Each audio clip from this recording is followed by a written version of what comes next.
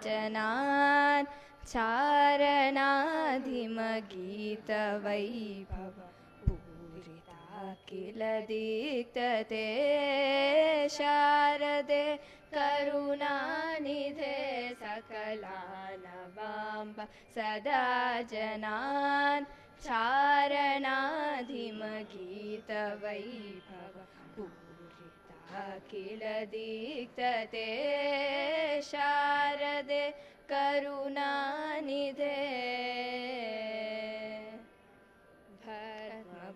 भूषणभूषिते वररत्नमौलिविराजिते भस्मभूषणभूषिते वररत्नमौलिविराजिते शर्मदायिनि कर्ममोचनि निर्मलं कुरु मानसं शारदे करुणानिधे हस्तसंहृतपुस्तकाक्षपठी सुधाघटमुद्रिके हस्तसंहृतपुस्तकाक्षपठी सुधाघटमुद्रिके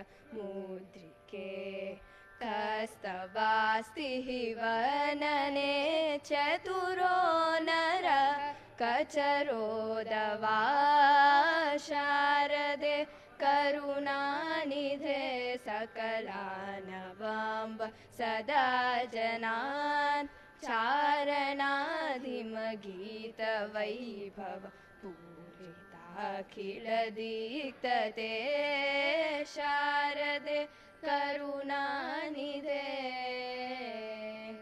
शारदे करुणानिधे शारदे करुणानिधे.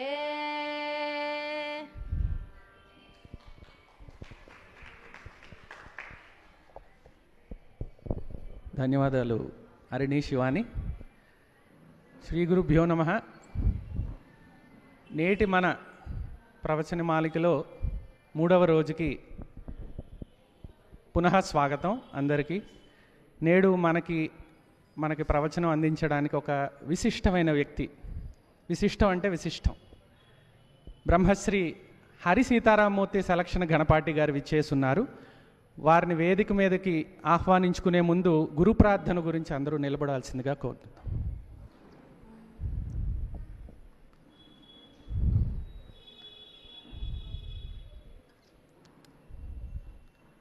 శుక్లాం భరధరం విష్ణుం శశివర్ణం చతుర్భుజం ప్రసన్నవదనం ధ్యాయేత్ సర్వవిఘ్నోపశాంతయేత్. శారదా శారదాంభోజవదనా వదనాంభుజే सर्वदा सर्वदास्माकं सन्निधिं क्रियात्. गुरुर्ब्रह्म गुरुर्विष्णुः गुरुर्देवो महेश्वरः गुरुर्साक्षात् परं ब्रह्म तस्मै श्रीगुरवे नमः. सदाशिवसमारम्भां शङ्कराचार्यमध्यमाम् अस्मदाचार्यपर्यन्तां वन्दे गुरुपरम्परां. श्रुतिस्मृतिपुराणानाम् आलयं करुणालयं नमामि भगवत्पादशङ्करं लोकशङ्करं. शङ्कारूपेण मच्चित्तं पङ्कीकृतमभूद्यया किङ्करीयस्य सामाया शङ्कराचार्यमाश्रये. प्रह्लादवरदो देवो यो निसिंहः परो हरिः नृसिंहोपासकं नित्यं तं नृसिंहगुरुं भजे. श्रीसच्चिदानन्दशिवाभिनव्यनृसिंहभारत्यविधान्यतीन्द्रान् विद्यानिधीन् मन्त्रनिधीन् सदात्मनिष्ठान् भजे मानवशम्भुरूपान्. सदात्मध्याननिरतं विषयेभ्यः परान्मुखं नौमि शास्त्रेषु निष्णातं चन्द्रशेखरभारतीं. विवेकिनं महाप्रज्ञं धैर्योद्धार्यक्षमानिधिं सदाभिनवपूर्वन्तं विद्यातीर्थगुरुं भजे. भारतीकरुणापात्रं भारतीपदभूषणं भारतीपदमारूढं भारतीतीर्थमाश्रये.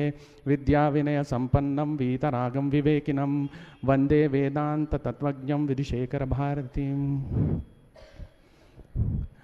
శారదా చౌంద్రమౌళీశ్వర ఉభయ జగద్గురువుల ఆసీన అనుగ్రహములతో జరుగుతున్న ఈ ప్రవచన మాలికలో 3వ రోజు మన విశిష్ట అతిథి బ్రహ్మశ్రీ హరి సీతారామమూర్తి సెలక్షన్ ఘనపాటి గారిని సగౌరవంగా వేదిక మీదకి తీసుకురావాల్సిందిగా జానకిరామ్ శాస్త్రి గారిని సుధాకర్ గారిని కోరుతున్నాను.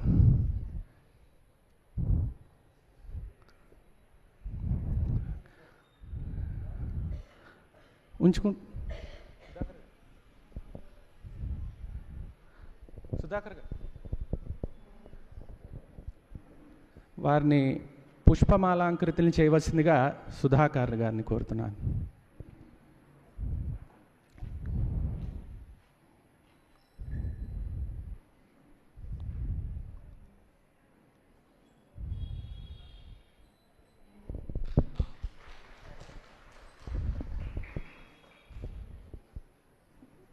గురువుగారి అనుమతితో వారి చిరు పరిచయం.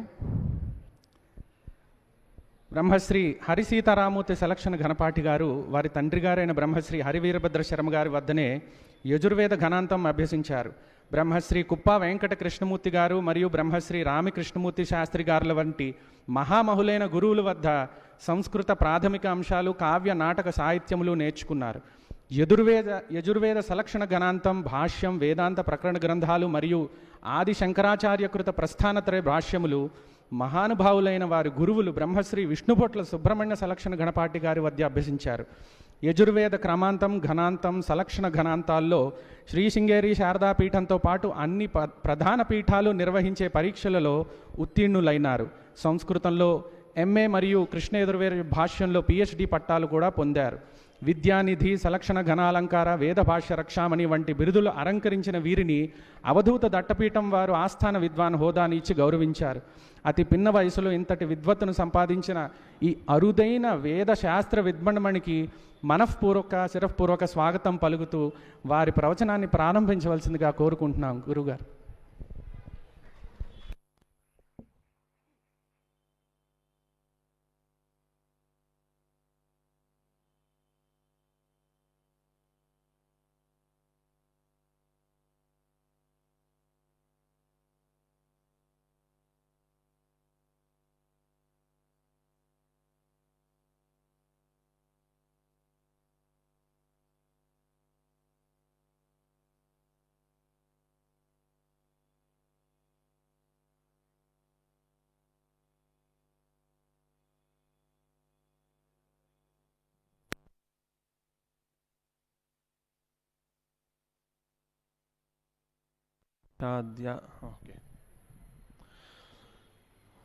వాగీషాద్యా సుమనసః సర్వార్థానాముపక్రమే యన్నత్వా కృతకృత్యాస్యుస్తన్నమామి గజాననం దోర్భిర్యుక్తా చతుర్భిః స్ఫటికమణిమయీమక్షమాలాన్ దధానా హస్తే నైకేన పద్మం సితమపి చ శుకం పుస్తకం చాపరేణ భాసా కుందేందుశంఖః స్ఫటికమణినిభా భాసమానా సమానా సామే వాగ్దేవతేయన్ నివసతు వదనే సర్వదా సుప్రసన్న.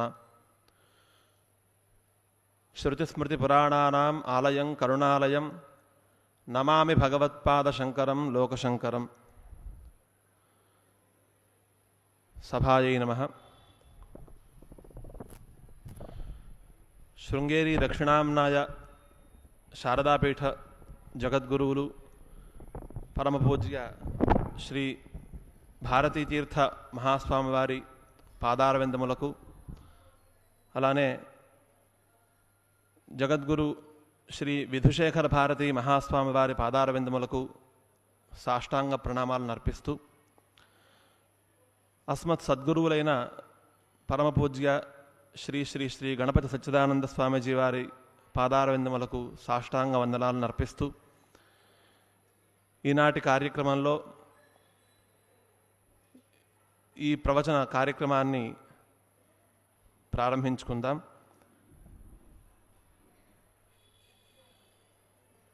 మనం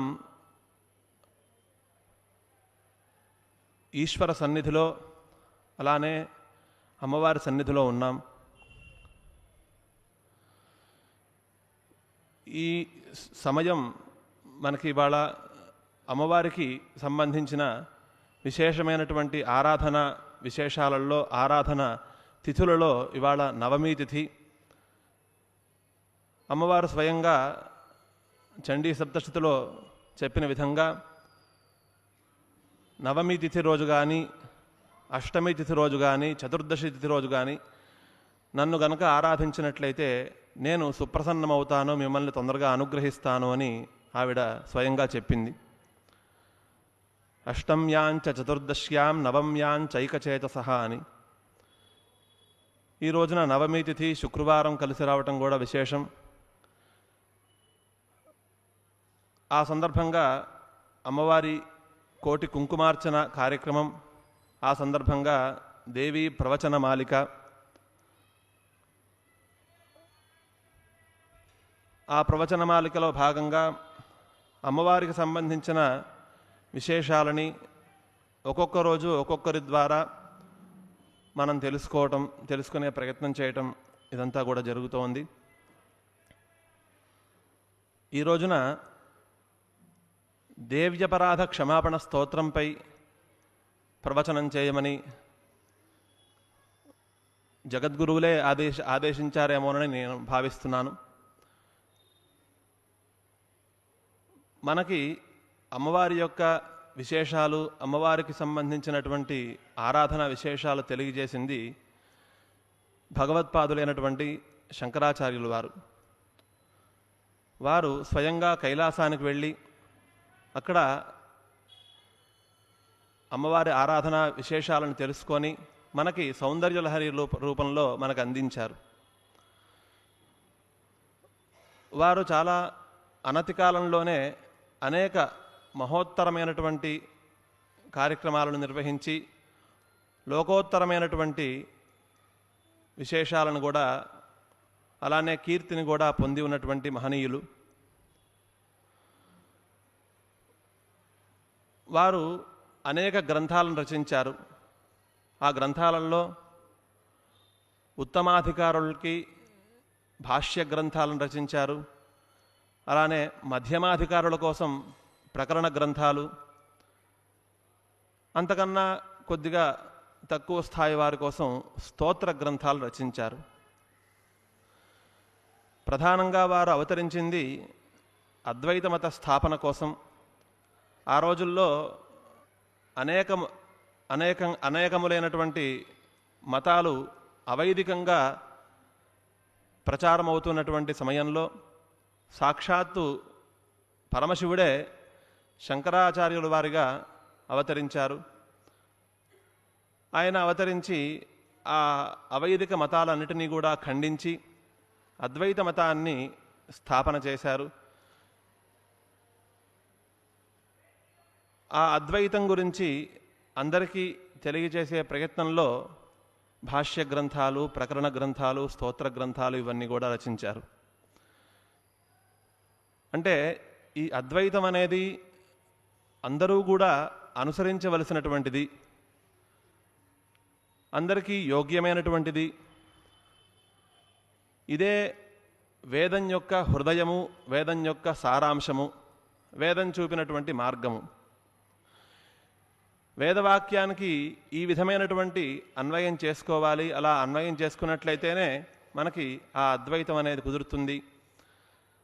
కాబట్టి ఈ అద్వైతాన్ని అందరికీ బోధించాలనే ఉద్దేశంతో వారు ఈ గ్రంథాలన్నిటినీ కూడా రచించారు. అమ్మవారికి సంబంధించి అనేక స్తోత్రాలు, అనేక గ్రంథాలు రచించినప్పటికీ దేవ్యపరాధ క్షమాపణ స్తోత్రం అనేది చాలా విశిష్టమైనటువంటిది. ఈ స్తోత్రంలో అమ్మవారి గురించి చెప్తూ, అమ్మవారి విషయంలో మనం చేసినటువంటి అపరాధము, ఆ అపరాధాన్ని క్షమించమని ప్రార్థించటము, ఇవి ప్రధానంగా ఈ స్తోత్రంలో కనిపిస్తాయి. అందులో మొట్టమొదటగా భక్తుడైనటువంటి వాడు అమ్మవారికి తెలియజేసే ప్రయత్నంలో ముందుగా వాడికి ఏమి తెలియవో అవన్నీ కూడా తెలియజేశారు.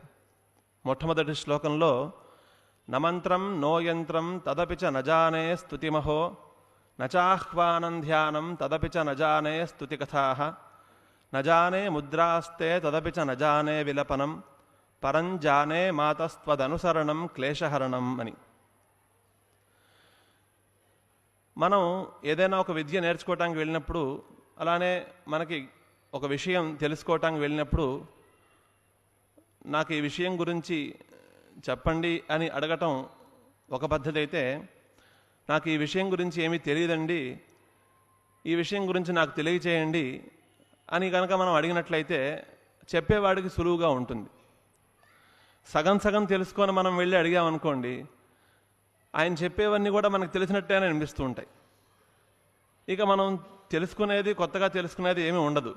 కాబట్టి మనకేమి తెలియదో ముందుగా చెప్పేశామనుకోండి, ఆ తెలియనటువంటి విషయాలని కూడా అవతలవాడు చెప్పడానికి వీలు అవుతుంది. అలానే అమ్మవారిని ప్రార్థన చేస్తూ, నాకు ఈ విషయంలో పరిజ్ఞానం లేదు, కానీ ఒక్కటి మాత్రం తెలుసు, పరం జానే మాతస్త్వదనుసరణం క్లేశహరణం అని.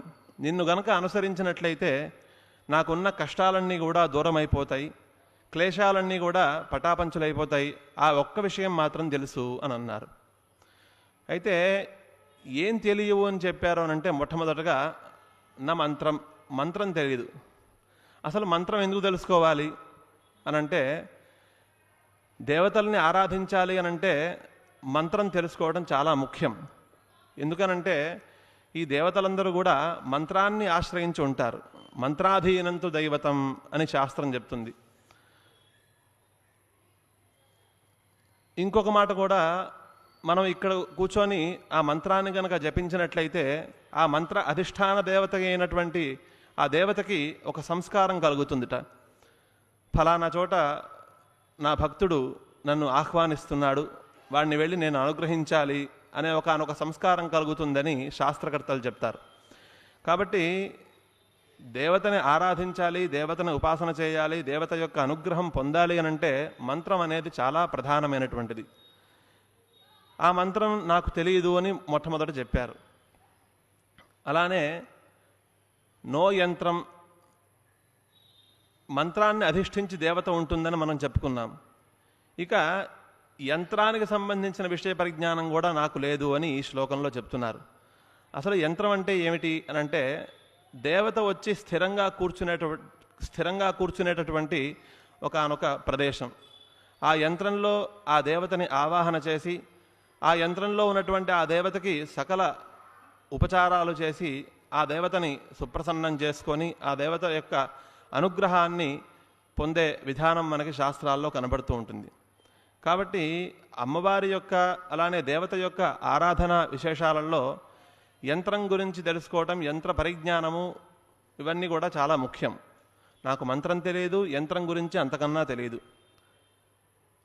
తదపిచ నజానే స్తుతిమహో, కనీసం ఆ దేవత గురించిన విశేషాలు, ఆ దేవతకు సంబంధించినటువంటి గుణాలు ప్రశంసించటం ఇవేనా తెలుసా అంటే అది కూడా తెలీదు. స్తోత్రం చేయటం కూడా తెలీదు. తదపిచ నజానే స్తుతిమహో నచ ఆహ్వానం ధ్యానం, ఆ దేవతని ఆహ్వానించటం కూడా తెలియదు. మామూలుగా మనం లోకంలో మన ఇంటికి ఎవరినైనా ఆహ్వానించాలి అంటే రకరకాల మనుషుల్ని అనేక రకాలుగా మనం ఆహ్వానించాలి. ఆయా స్థాయి వారిని బట్టి ఆహ్వానించే విధానంలో మనం ఆహ్వానించాలి. మన ఆహ్వానాన్ని బట్టే వారు మన ఇంటికి వచ్చేది కూడా ఉంటుంది. సరిగ్గా ఆహ్వానించకపోతే మన ఇంటికి రారు వాళ్ళు. కాబట్టి అలా కేవలం మన మానవుల విషయంలోనే అలా ఉంటే ఇంకా దేవతల విషయంలో ఎలా ఉంటుందో మనం ఆలోచించుకోవచ్చు. కాబట్టి ఆ దేవతని ఎలా ఆహ్వానం చేయాలి, ఏ విధంగా ఆహ్వానం చేయాలి, ఆ పద్ధతి ఏమిటి, ఈ విషయాలు కూడా నాకు తెలియవు. ఇక సరే, మంత్రం తెలియదు, యంత్రం తెలియదు, స్తోత్రం చేయడం తెలియదు, ఆహ్వానం చేయడం తెలియదు, కనీసం ధ్యానం చేయటం ఏమైనా తెలుసా అంటే అది తెలీదు. అసలు ఈ ధ్యానం అంటే ఏమిటి అని అంటే, అమ్మవారి యొక్క స్వరూపాన్ని మనస్సులో భావన చేసి ఆ మన మనస్సుని అమ్మవారి యందు, దేవత యందు లగ్నం చేసి ధ్యానం చేయటమే దాన్ని ధ్యానం అంటారు. ఇది కూడా నాకు కుదిరే పని కాదు, నాకు తెలియదు. ఎందుకంటే అమ్మవారి స్వరూపం తెలియదు, ఆ మనస్సును నిగ్రహించి అమ్మవారి పాదార విందాల యందు లగ్నం చేయడం అంతకన్నా తెలియదు. కాబట్టి నాకు ధ్యానం చేయటం కూడా చేత కాదు. నజానే స్తుతి కథాహ, అమ్మవారికి సంబంధించినటువంటి కథలు, ఉపాఖ్యానాలు, గాథలు ఇవి కూడా నాకు తెలియవు. అంటే ఈ కథలు అనేవి మనకి లోకంలో కొన్ని విషయాలని మనకి తెలపటం కోసం కొంతమంది కథల్ని అల్లుతూ ఉంటారు. అలానే ఒక నీతిని తెలపటం కోసం కూడా కథలను అల్లుతూ ఉంటారు. అయితే దేవతల విషయంలో కథలు మనకేం తెలుపుతాయంటే, దేవతకు సంబంధించినటువంటి గుణాలని, దేవత చేసినటువంటి మహోత్కృష్టమైనటువంటి కార్యాలని తెలపటం కోసం ఆ ఉపాఖ్యానాలన్నీ కూడా మనకు కనిపిస్తూ ఉంటాయి. ఇక్కడ ఆ ఉపాఖ్యానాలు ఏమీ నాకు తెలియవు అని ఒక అర్థమైతే, ఆ ఉపాఖ్యానాలు ఒకరు చెప్తున్నా కూడా విందామని కూర్చున్నా కూడా ఆ ఉపాఖ్యానాలు నాకేమీ అర్థం కావట్లేదు, నా బుద్ధి వాటి మీదకి వెళ్ళట్లేదు అని ఈ స్తుతికథాహ అనే మాటకు అర్థం. నచాహ్వానం ధ్యానం తదపి చ నజానే స్తుతికథాహ నజానే ముద్రాస్తే తదపి చ నజానే విలపనం.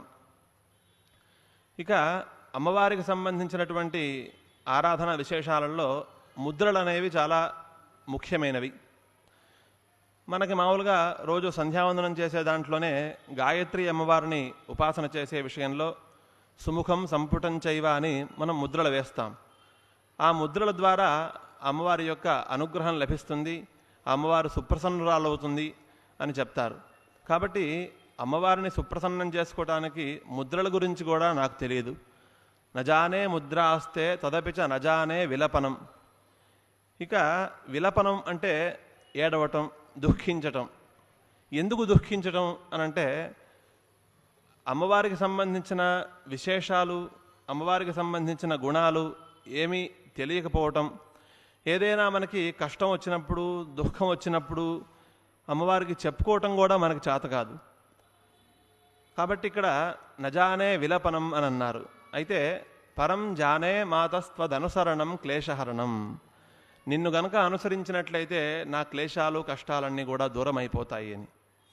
అయితే ఈ క్లేశాలు అనేక రకాలుగా ఉంటూ ఉంటాయి. ఆధ్యాత్మిక, ఆధిభౌతిక, ఆధిదైవిక క్లేశాలు. ఈ 3 రకాల క్లేశాలు కూడా దూరం అయిపోతాయి అని ఇక్కడ భగవత్పాదులు అంటున్నారు. అదే ఒక వేదమంత్రంలో తామగ్నివర్ణాం తపసా జ్వలంతీం వైరోచనీం కర్మఫలేషు జుష్టాం దుర్గాం దేవీగుం శరణమహం ప్రపద్యే సుతరసితరసే నమః అనే మంత్రంలో అమ్మవారి గురించి వేదం చెప్తూ ఆ శక్తి రూపిణి అయినటువంటి ఆ దుర్గాదేవిని నేను శరణు వేడుతున్నాను అని ఆ మంత్రంలో కనిపిస్తుంది. ఆవిడ ఎటువంటిది అనంటే అగ్నివర్ణం అంటే అగ్ని ఎలా అయితే ఏ రంగులో అయితే ఏ వర్ణంలో అయితే ప్రకాశిస్తూ ఉంటాడో అదే వర్ణంలో ఆ అమ్మవారు కూడా ప్రకాశిస్తూ ఉంటుందిట. జ్వాలారూపంగా ప్రకాశిస్తూ ఉంటుంది, అగ్నిస్వరూపంగా ఆ దుర్గామాత ప్రకాశిస్తూ ఉంటుంది. అలా తర్వాత తపసాజ్వలంతి, ఆవిడ గొప్ప తపశ్శక్తి సంపన్నురాలు. ఆవిడకు సంబంధించినటువంటి పురాణాలు, గాథలు మనం పరిశీలించినప్పుడు పరమేశ్వరుణ్ణి భర్తగా పొందటం కోసం ఆవిడ ఘోరమైనటువంటి తపస్సు చేసింది. ఆ తపస్సుకి మెచ్చి పరమేశ్వరుడు ఆవిడకి దర్శనమిస్తాడు. ఆ తర్వాత వివాహం జరుగుతుంది. ఇదంతా కూడా శివపురాణంలో మనకి కనిపిస్తుంది. కాబట్టి ఆవిడ గొప్ప తపశ్శక్తి సంపన్నురాలు. ఆ తపశ్శక్తితో ఎవరైతే ఆ అమ్మవారిని ఆశ్రయిస్తారో, ఆరాధిస్తారో, భక్తులుగా ఉంటారో వాళ్ళ యొక్క శత్రువులని సంహరిస్తూ ఉంటుందిట. ఆవిడ యొక్క తపశ్శక్తితో భక్తుల యొక్క శత్రువులని సంహరిస్తూ ఉంటుంది. ఈ శత్రువులు, అంతఃశత్రువుల్ని సంహరించడం అనేది చాలా ప్రధానమైనటువంటిది. కామక్రోధాది అరిషడ్వర్గాలు వాటిని సంహరించినట్లయితే, వాటిని కనుక మనం దూరంగా పెట్టినట్లయితే మన మనస్సు అమ్మవారి యందు లగ్నమవుతుంది, అమ్మవారి యొక్క అనుగ్రహం మనకు లభిస్తుంది. కాబట్టి వాటిని సులభంగా మనం దూరంగా పెట్టవచ్చు అమ్మవారిని కనుక ఆశ్రయించినట్లయితే. అలానే వైరోచనీయం అని కూడా వేదం చెప్పింది. ఆ అమ్మవారు వైరోచని. ఎందుకు ఆ పేరు వచ్చింది అనంటే విశేషంగా ప్రకాశించేటటువంటి వాడు పరమాత్మ. విశేషంగా ప్రకాశించడం అంటే ఏమిటి అనంటే స్వయంగా ప్రకాశించటం. ఎవరి అపేక్ష లేకుండా, ఎవరి సహాయం లేకుండా, ఒకరుంటే కానీ నేను ప్రకాశించలేను, ఒకరుంటే కానీ నేనేం చేయలేను అనే మాట లేకుండా స్వయంగా ప్రకాశించే స్వభావం కలవాడు పరమాత్మ. ఆయన చేత చూడబడింది కాబట్టి ఆ అమ్మవారికి వైరోచని అనే పేరు వచ్చింది. ఏమిటి ఈ మాటకు అర్థం అనంటే ఈ ప్రపంచాన్ని సృష్టి చేసేటప్పుడు పరమాత్మ మాయా సంబంధంతో ఈ ప్రపంచాన్ని సృష్టి చేశాడు అని శాస్త్రకర్తలు చెప్తారు. ఆ మాయాశక్తి ఎవరో కాదు, అమ్మవారే. ఆ మాయాశక్తి యొక్క సంబంధంతోనే ఈ ప్రపంచాన్ని సృష్టి చేశాడు. కాబట్టి అమ్మవారికి వైరోచని అనే పేరు వచ్చింది. కర్మఫలేషు జుష్టాం అని మరొక మాట. అమ్మవారిని ఉపాసన చేసేటటువంటి వాళ్ళు చాలామంది ఉంటారు. వాళ్ళందరూ కూడా దేనికోసం ఉపాసన చేస్తారు అనంటే కర్మఫలాల కోసం. కర్మ ఆచరించినట్లయితే ఆ కర్మ తాలూకా ఫలం కోసం అందరూ కూడా అమ్మవారిని ఆశ్రయిస్తూ ఉంటారట. అయితే ఆ ఫలం ఎటువంటిది అనంటే ఇహలోకానికి సంబంధించిన ఫలం కావచ్చు, ఆముష్మికమైనటువంటి ఫలం కూడా కావచ్చు. ఇహలోకానికి సంబంధించింది అంటే పుత్రమిత్రాదులు, అలానే ధనము, ధాన్యము, ఇటువంటి ఫలాల కోసం అమ్మవారిని ఆశ్రయిస్తూ ఉంటారు, ఉపాసన చేస్తూ ఉంటారు. ఇక ఆముష్మిక ఫలం ఏమిటి అనంటే స్వర్గఫలం. స్వర్గఫలం కోసం కూడా అమ్మవారిని ఆశ్రయిస్తూ ఉంటారు. ఈ విధంగా ఆ అమ్మవారిని అందరూ కూడా కర్మఫలాల కోసం ఆశ్రయిస్తూ ఉంటారు. అటువంటి అమ్మవారిని నేను శరణు వేడుతున్నాను, దుర్గాం దేవీగుం శరణమహం ప్రపద్యే అని. ఇంకా ఆవిడ ఎటువంటిది అనంటే సుతరసి తరసే నమః. అంటే సంసార చక్రం నుండి బయటపడటం కోసం అనేక మంది ప్రయత్నాలు చేస్తూ ఉంటారు. ఆ ప్రయత్నాలు సఫలం అవ్వాలి అనంటే అమ్మవారి యొక్క అనుగ్రహం తప్పనిసరి. ఎందుకనంటే ఆవిడ కారణభూతురాలు. ఆవిడ్ని కనుక మనం ఆశ్రయించినట్లయితే ఈ చక్రం నుండి మనం తేలికగా బయటపడవచ్చు. ఆవిడ సులభంగా ఈ సంసార సాగరాన్ని దాటిస్తుంది. కాబట్టి ఆవిడకి సుతరసి అనే పేరు కూడా ఉంది. కాబట్టి ఈ విధంగా ఈ మంత్రంలో అమ్మవారికి సంబంధించిన విశేషాలని వేదం కూడా వర్ణించింది. అందులో కూడా దుర్గాం దేవీం శరణమహం ప్రపద్యే అనే మాట కనిపిస్తుంది. దాన్ని అనుసరించే భగవత్పాదులు కూడా పరం జానే మాతస్త్వదనుసరణం క్లేశహరణం అని రాసుంటారు. ఈ విధంగా మనం ఈ దేవ్యపరాధ క్షమాపణ స్తోత్రాన్ని మనం పరిశీలించినట్లయితే ఇందులో మొత్తం 12 శ్లోకాలు కనిపిస్తూ ఉంటాయి. అసలు మనం అమ్మవారిని మనం క్షమించమని ఎందుకు కోరాలి? మనం చేసినటువంటి అపరాధం ఏమిటి? అది మనకి అపరాధంగా అనిపించకపోవచ్చు. దాన్ని అపరాధంగా ఎలా పరిగణిస్తారు? ఈ విధమైనటువంటి ఆలోచనతో మనం ఆలోచించినప్పుడు మనకి ముందు శ్లోకాల్లో మనకు అర్థమవుతుంది. సాధారణంగా మనిషి క్షమించమని కోరటానికి వాడి మనస్సు ఒప్పుకోదు. వాడి దగ్గర సామర్థ్యం ఉందనుకోండి, ఏదో రకంగా తప్పించుకొని నేను అలా చేయలేదు, ఇలా చేయలేదు, నేను వాడు చేశాడు, వీడు చేశాడని చెప్పి ఇలా వేరే మార్గాలను అవలంబించి దాటేస్తూ ఉంటాడు.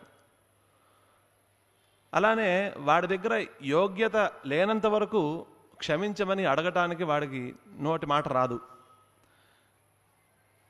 కాబట్టి ఈ యోగ్యత అనేది చాలా ప్రధానమైనటువంటిది.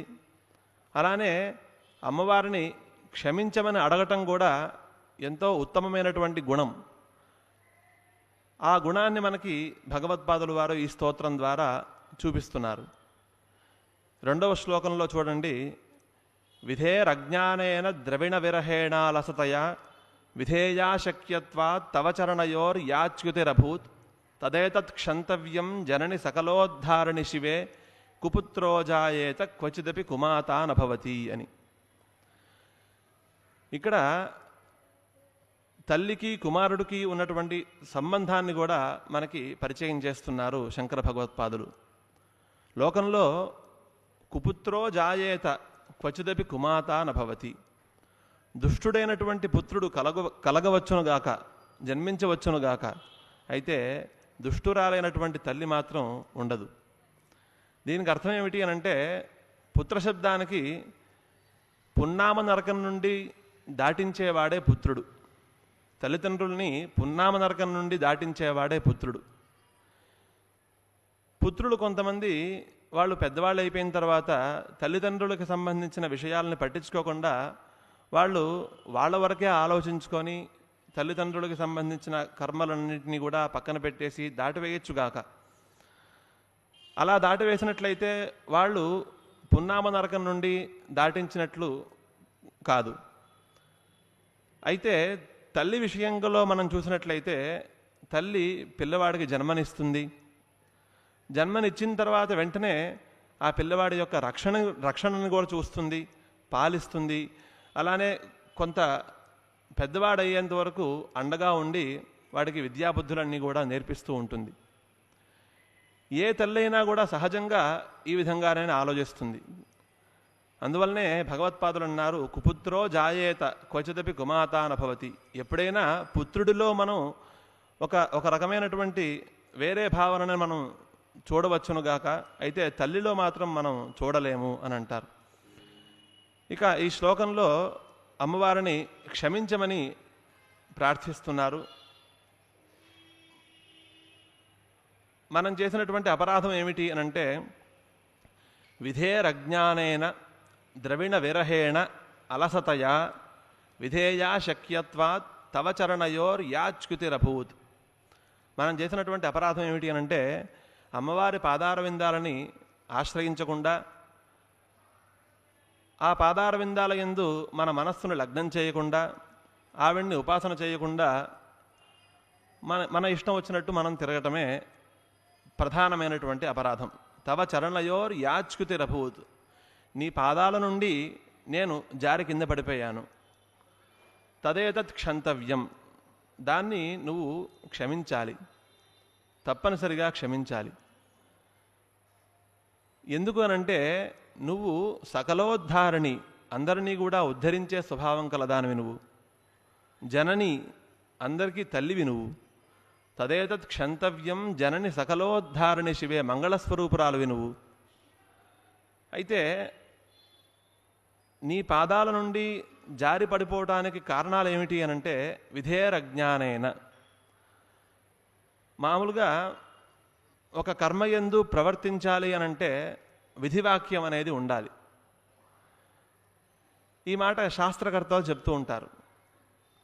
ఇప్పుడు ఉదాహరణగా వేదం చెప్పినటువంటి ఒకానొక యాగాన్ని అనుష్ఠించాలి అనంటే ఒక వాక్యం ఉండాలి. జ్యోతిష్టోమేన స్వర్గకామో యజేత.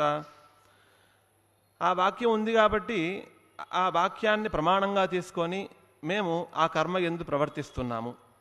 అలానే ఇప్పుడు ఇక్కడ కోటి కుంకుమార్చన జరిగింది.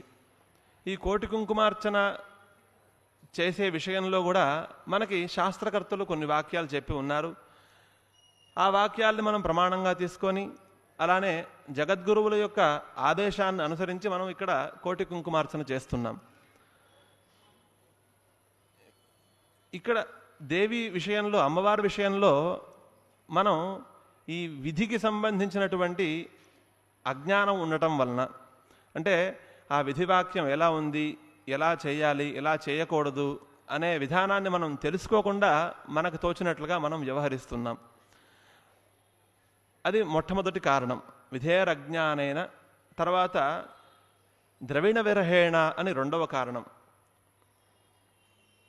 శాస్త్రంలో చెప్పినటువంటి విధివాక్యాలు, ఏ కర్మని అనుష్ఠించాలి, ఏ కర్మని అనుష్ఠించకూడదు, ఇటువంటి పరిజ్ఞానం అంతా కూడా తెలుసుకున్నాం. అయితే మన దగ్గర దానికి సంబంధించినటువంటి, దానికి తగ్గట్టుగా ద్రవిణం లేదు, అంటే డబ్బు లేదు, ధనం లేదు. ఆ ధనం లేకపోవటం వల్ల కూడా మనం అమ్మవారి ఉత్సవాలని, అమ్మవారి ఆరాధనని, అమ్మవారి అర్చనని మనం చేయలేకపోతూ ఉంటాం అప్పుడప్పుడు. విధేరజ్ఞానేన ద్రవిణ విరహేణ. విధికి సంబంధించిన పరిజ్ఞానం ఉన్నప్పటికీ కూడా మన దగ్గర డబ్బు లేకపోవటం వల్ల ఇటువంటి అపరాధం మనం చేశాం. తర్వాత మూడవ కారణం అలసతయ. విధికి సంబంధించిన పరిజ్ఞానం ఉంది, కావలసినంత డబ్బు ఉంది, కానీ మన దగ్గర ఉత్సాహం లేదు. అలసత్వం, మాంద్యం. ఆ తర్వాత చేద్దాంలే, ఇప్పుడు ఆవిడని ఆరాధిస్తే మాత్రం మనకు వచ్చేది ఏముంది, ఇటువంటి అలసత్వం, అలసట. విధేరజ్ఞానేన ద్రవిణ విరహేణ అలసతయ విధేయ అశక్యత్వాత్. ఇక నాలుగవది ఏంటంటే, నేను చేయతగినటువంటి కర్మలు ఏవైతే ఉన్నాయో వాటిని చేయకపోవటం వల్ల, అంటే ఇప్పుడు కర్మలు ఆయా అధికారాన్ని పురస్కరించుకొని ఆయా అధికారులకి ధర్మశాస్త్రం విధిస్తూ ఉంటుంది. ఆ ప్రకారంగా మన సామర్థ్యం ఎంత, మన యోగ్యత ఎంత, మనం ఏ స్థితిలో ఉన్నాము దాన్ని బట్టి మనం ఆ కర్మలన్నింటినీ కూడా ధర్మశాస్త్రం చెప్పిన విధంగా మనం అనుష్ఠిస్తూ ఉండాలి. కాబట్టి విధేయం, చేయతగినటువంటి కర్మలు ఏవైతే ఉన్నాయో వాటిని మనం చేయలేకపోవటం వలన ఇది ఎప్పుడు సంభవిస్తుంది అనంటే కొన్ని సందర్భాలలో మనకి వయస్సు అయిపోవటం, శరీరంలో ఓపిక తగ్గిపోవటం, మన శరీరం మనకి సహకరించకపోవటం, ఇటువంటి సందర్భాలలో ఇది సంభవిస్తూ ఉంటుంది. కాబట్టి ఈ 4 కారణాల వల్ల తవ చరణయోర్ యాచ్యుతిరభూతు, నీ పాదార విందాల నుండి జారి పడిపోవడం జరుగుతోంది. కాబట్టి దాన్ని తప్పనిసరిగా తదేతత్ క్షంతవ్యం, క్షమించాలి. జనని సకలోద్ధారిణి శివే కుపుత్రోజాయేత క్వచిదపి కుమాత నభవతి అని అన్నారు. ఇక 3వ శ్లోకంలో పృథివ్యాం పుత్రాస్తే జనని బహవః సంతి సరళాః పరం తేషాం మధ్యే విరళతరలోహం తవ సుతః మదీయోయం త్యాగః సముచితమిదన్నో తవ శివే కుపుత్రోజాయేత క్వచిదపి కుమాత నభవతి అని అన్నారు. ఓ తల్లి, మంగళస్వరూపరాల, పృథివ్యాం పుత్రాస్తే, ఈ భూలోకంలో ఉన్న వాళ్ళందరూ కూడా నీ పుత్రులే, నీ సంతానమే, నీ అనుగ్రహం వల్లనే వీళ్ళందరూ కూడా జన్మని పొందారు. కాబట్టి వీళ్ళందరూ కూడా నీ పుత్రులే. వాళ్ళందరూ కూడా సరళ స్వభావం కలవారు. జనని బహవః సంతి సరళాః, సరళ స్వభావం కలిగినటువంటి పుత్రులు చాలామంది ఉన్నారు. పరం తేషాం మధ్యే విరళ తరలోహం తవ సుతః, వాళ్ళ మధ్యలో నేను విరళ తరళ స్వభావం కలవాడిని. ఏమిటి ఈ మాటలకు అర్థం అంటే, సరళ స్వభావం అంటే ఎప్పుడూ కూడా మనస్సులో కుటిలము, వక్రత్వము ఇటువంటివి లేకుండా చాలా మృదు స్వభావము, సాత్విక స్వభావం కలవారు, సరళ స్వభావాలు కలవారు. అటువంటి పుత్రుడు చాలామంది ఉన్నారు. ఎప్పుడైతే మన మనస్సులో సాత్వికమైనటువంటి భావనలు కలుగుతాయో, ఎప్పుడైతే మన మనస్సులో మృదు స్వభావం ఉంటుందో అప్పుడే ఆ దేవతని ఆరాధించాలని అనిపిస్తూ ఉంటుంది. ఆ దేవత యొక్క ఆరాధన విశేషాలలో, ఆరాధన ఉత్సవాలలో పాల్గొంటూ ఉంటారు. అటువంటి సరళ స్వభావం కలవారు అనేక మంది ఉన్నారు లోకంలో. వాళ్ళల్లో నేను విరళ తరలోహం తవ సుతః, నాలో కూడా సరళ స్వభావం ఉంది. నేను కూడా సాత్వికుణ్ణే, మృదు స్వభావం కలవాణ్ణే. అయితే నాకు అనేక రకాల కోరికలు ఉన్నాయి. ఈ జన్మలో నేను అది సాధించాలి, ఈ జన్మలో అది పొందాలి, ఈ విధమైనటువంటి కోరికలు చాలా ఉన్నాయి. కోరికలు ఎప్పుడైతే ఉంటాయో ఆ కోరికలతో మనస్సంతా కూడా వికలమైపోతూ ఉంటుంది. ఆ మనస్సు ఒకచోట స్థిరంగా ఉండదు. ఒక చోట నుంచి ఇంకో చోటకి, కోతి ఎలా అయితే ఒక కొమ్మ నుంచి ఇంకో కొమ్మ మీదకి ఎట్లా దూకుతూ ఉంటుందో మనస్సు కూడా అలానే దూకుతూ ఉంటుంది. దానికి కారణం కోరికలు ఉండటమే. కాబట్టి నేను విరళ తరలోహం తవ సుతః, నా మనస్సు బాగా చంచల స్వభావంతో ఉంది. అయినప్పటికీ కూడా తవ సుతః, నీ యొక్క కుమారుణ్ణే నేను. మదీయోయం త్యాగ సముచితమిదన్నో తవ శివే. అయితే నాలో ఇటువంటి కోరికలన్నీ ఉన్నాయని, ఆ కోరికల ద్వారా నా మనస్సంతా కూడా వికలమైపోయిందని, మనస్సు స్థిరంగా లేదని చెప్పి నన్ను పక్కన పెట్టేస్తావేమో, నన్ను విడిచిపెట్టేస్తావేమో, ఆ పని మాత్రం చేయమాకు. మదీయోయం త్యాగ సముచితం ఇదన్నో తవ శివే, నీకు ఇది ఉచితం కాదు, నన్ను పక్కన పెట్టద్దు. నేను కూడా నీ కుమారుణ్ణే, నన్ను అక్కును చేర్చుకొని నీ అనుగ్రహాన్ని నాకు ప్రసాదించు అని అంటున్నారు. కుపుత్రోజాయేత క్వచిదపి కుమాత నభవతి. ఇక 4వ శ్లోకంలో జగన్మాతర్మాతస్తవ చరణ సేవా నరచిత నవా దత్తం దేవి ద్రవిణమపి భూయస్తవ మయా తథాపి త్వం స్నేహం మయి నిరుపమం యత్ ప్రకురుషే కుపుత్రో జాయేత క్వచిదపి కుమాతాన భవతి అని అన్నారు. ఓ తల్లి, నువ్వు జగత్తుకి తల్లివి, జగజ్జనని, జగన్మాతర్మాత. నీకు సంబంధించినటువంటి ఆరాధన విశేషాలేవి నాకు తెలియవు. కాబట్టి తవ చరణ సేవ నరచిత, నీకు సేవ చేయటం, నిన్ను పూజించటం ఇవన్నీ కూడా ఏమీ చేయలేదు నేను. నవా దత్తందేవి ద్రవిణమపి భూయస్తవమయా, నీకు ఎప్పుడూ కూడా అత్యధికంగా డబ్బును సమర్పించటం కానీ, అధికమైనటువంటి ద్రవ్యాన్ని సమర్పించటం కానీ, అధికమైనటువంటి వస్తువుల్ని సమర్పించటం కానీ ఎప్పుడు కూడా చేయలేదు. దీన్ని బట్టి ఏం తెలుస్తోంది అనంటే, అమ్మవారి ఉత్సవాలలో, అమ్మవారి ఆరాధన పూజా విశేషాలలో మనం దేనికి కూడా వెనకాడకూడదు. మనందరికీ తెలుసు, సత్యనారాయణ వ్రతం మనందరం కూడా చేసుకుంటూ ఉంటాం. అందులో ఒక మాట ఉంటుంది, విత్తశాఠ్యన్ నకారయేత్ అని. అంటే ఎవరి శక్తి సామర్థ్యాన్ని అనుసరించి వాడు అక్కడ ఆ కలశాన్ని పెట్టి అందులో సత్యనారాయణ స్వామిని ఆవాహన చేసి పూజ చేయాలి అని చెప్పే విషయంలో విత్తశాఠ్యన్ నకారయేత్. వాడి దగ్గర బాగా డబ్బు ఉంది, అయినప్పటికీ కూడా ఈ కల్పంలో అనేక రకాల పక్షాలు చెప్పారు.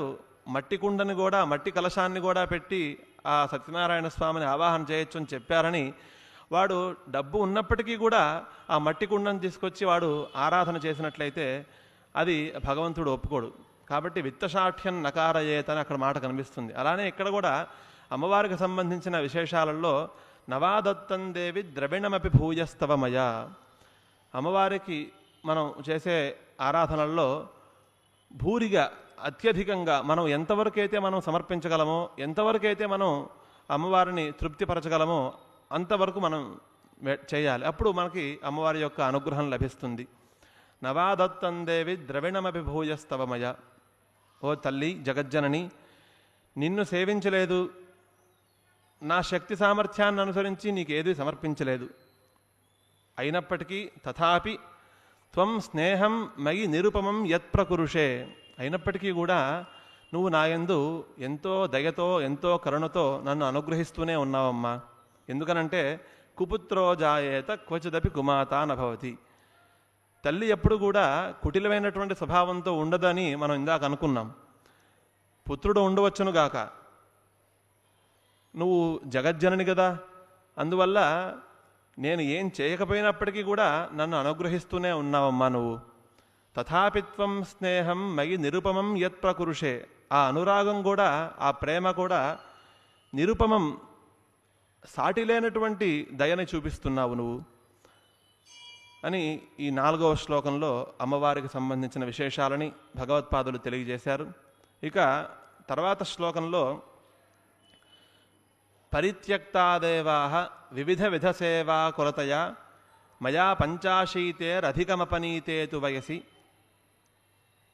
ఇదానీంచేన్మాతస్తవ యది కృపా నాపి భవిత నిరాలంబో లంబోదర జనని కన్యామి శరణం అని అంటున్నారు. అంటే ఇక్కడ ఈ 5వ శ్లోకంలో పరిత్యక్తాదేవాః, దేవతలందరూ కూడా నా చేత పరిత్యజించబడ్డారు.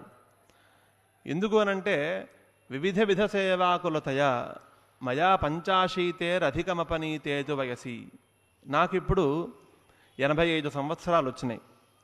ఈ 85 సంవత్సరాలలో అనేక మంది దేవతల్ని ఉపాసన చేశాను, అనేక మంది దేవతల్ని పూజించాను. అబ్బో, ఒక్కొక్క దేవతకి ఒక్కొక్క రకమైనటువంటి విధానం మనకి శాస్త్రంలో చెప్పింది. ఈశ్వరుడికేమో అభిషేకం చేయమని చెప్పింది, ఆయన దాంతో తృప్తి పడతాడని చెప్పింది.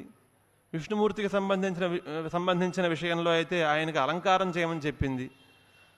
ఇక ఆదిత్యుణ్ణి ఆరాధించాలి అనంటే ఆయన నమస్కారంతో తృప్తి పడతాడని చెప్పింది.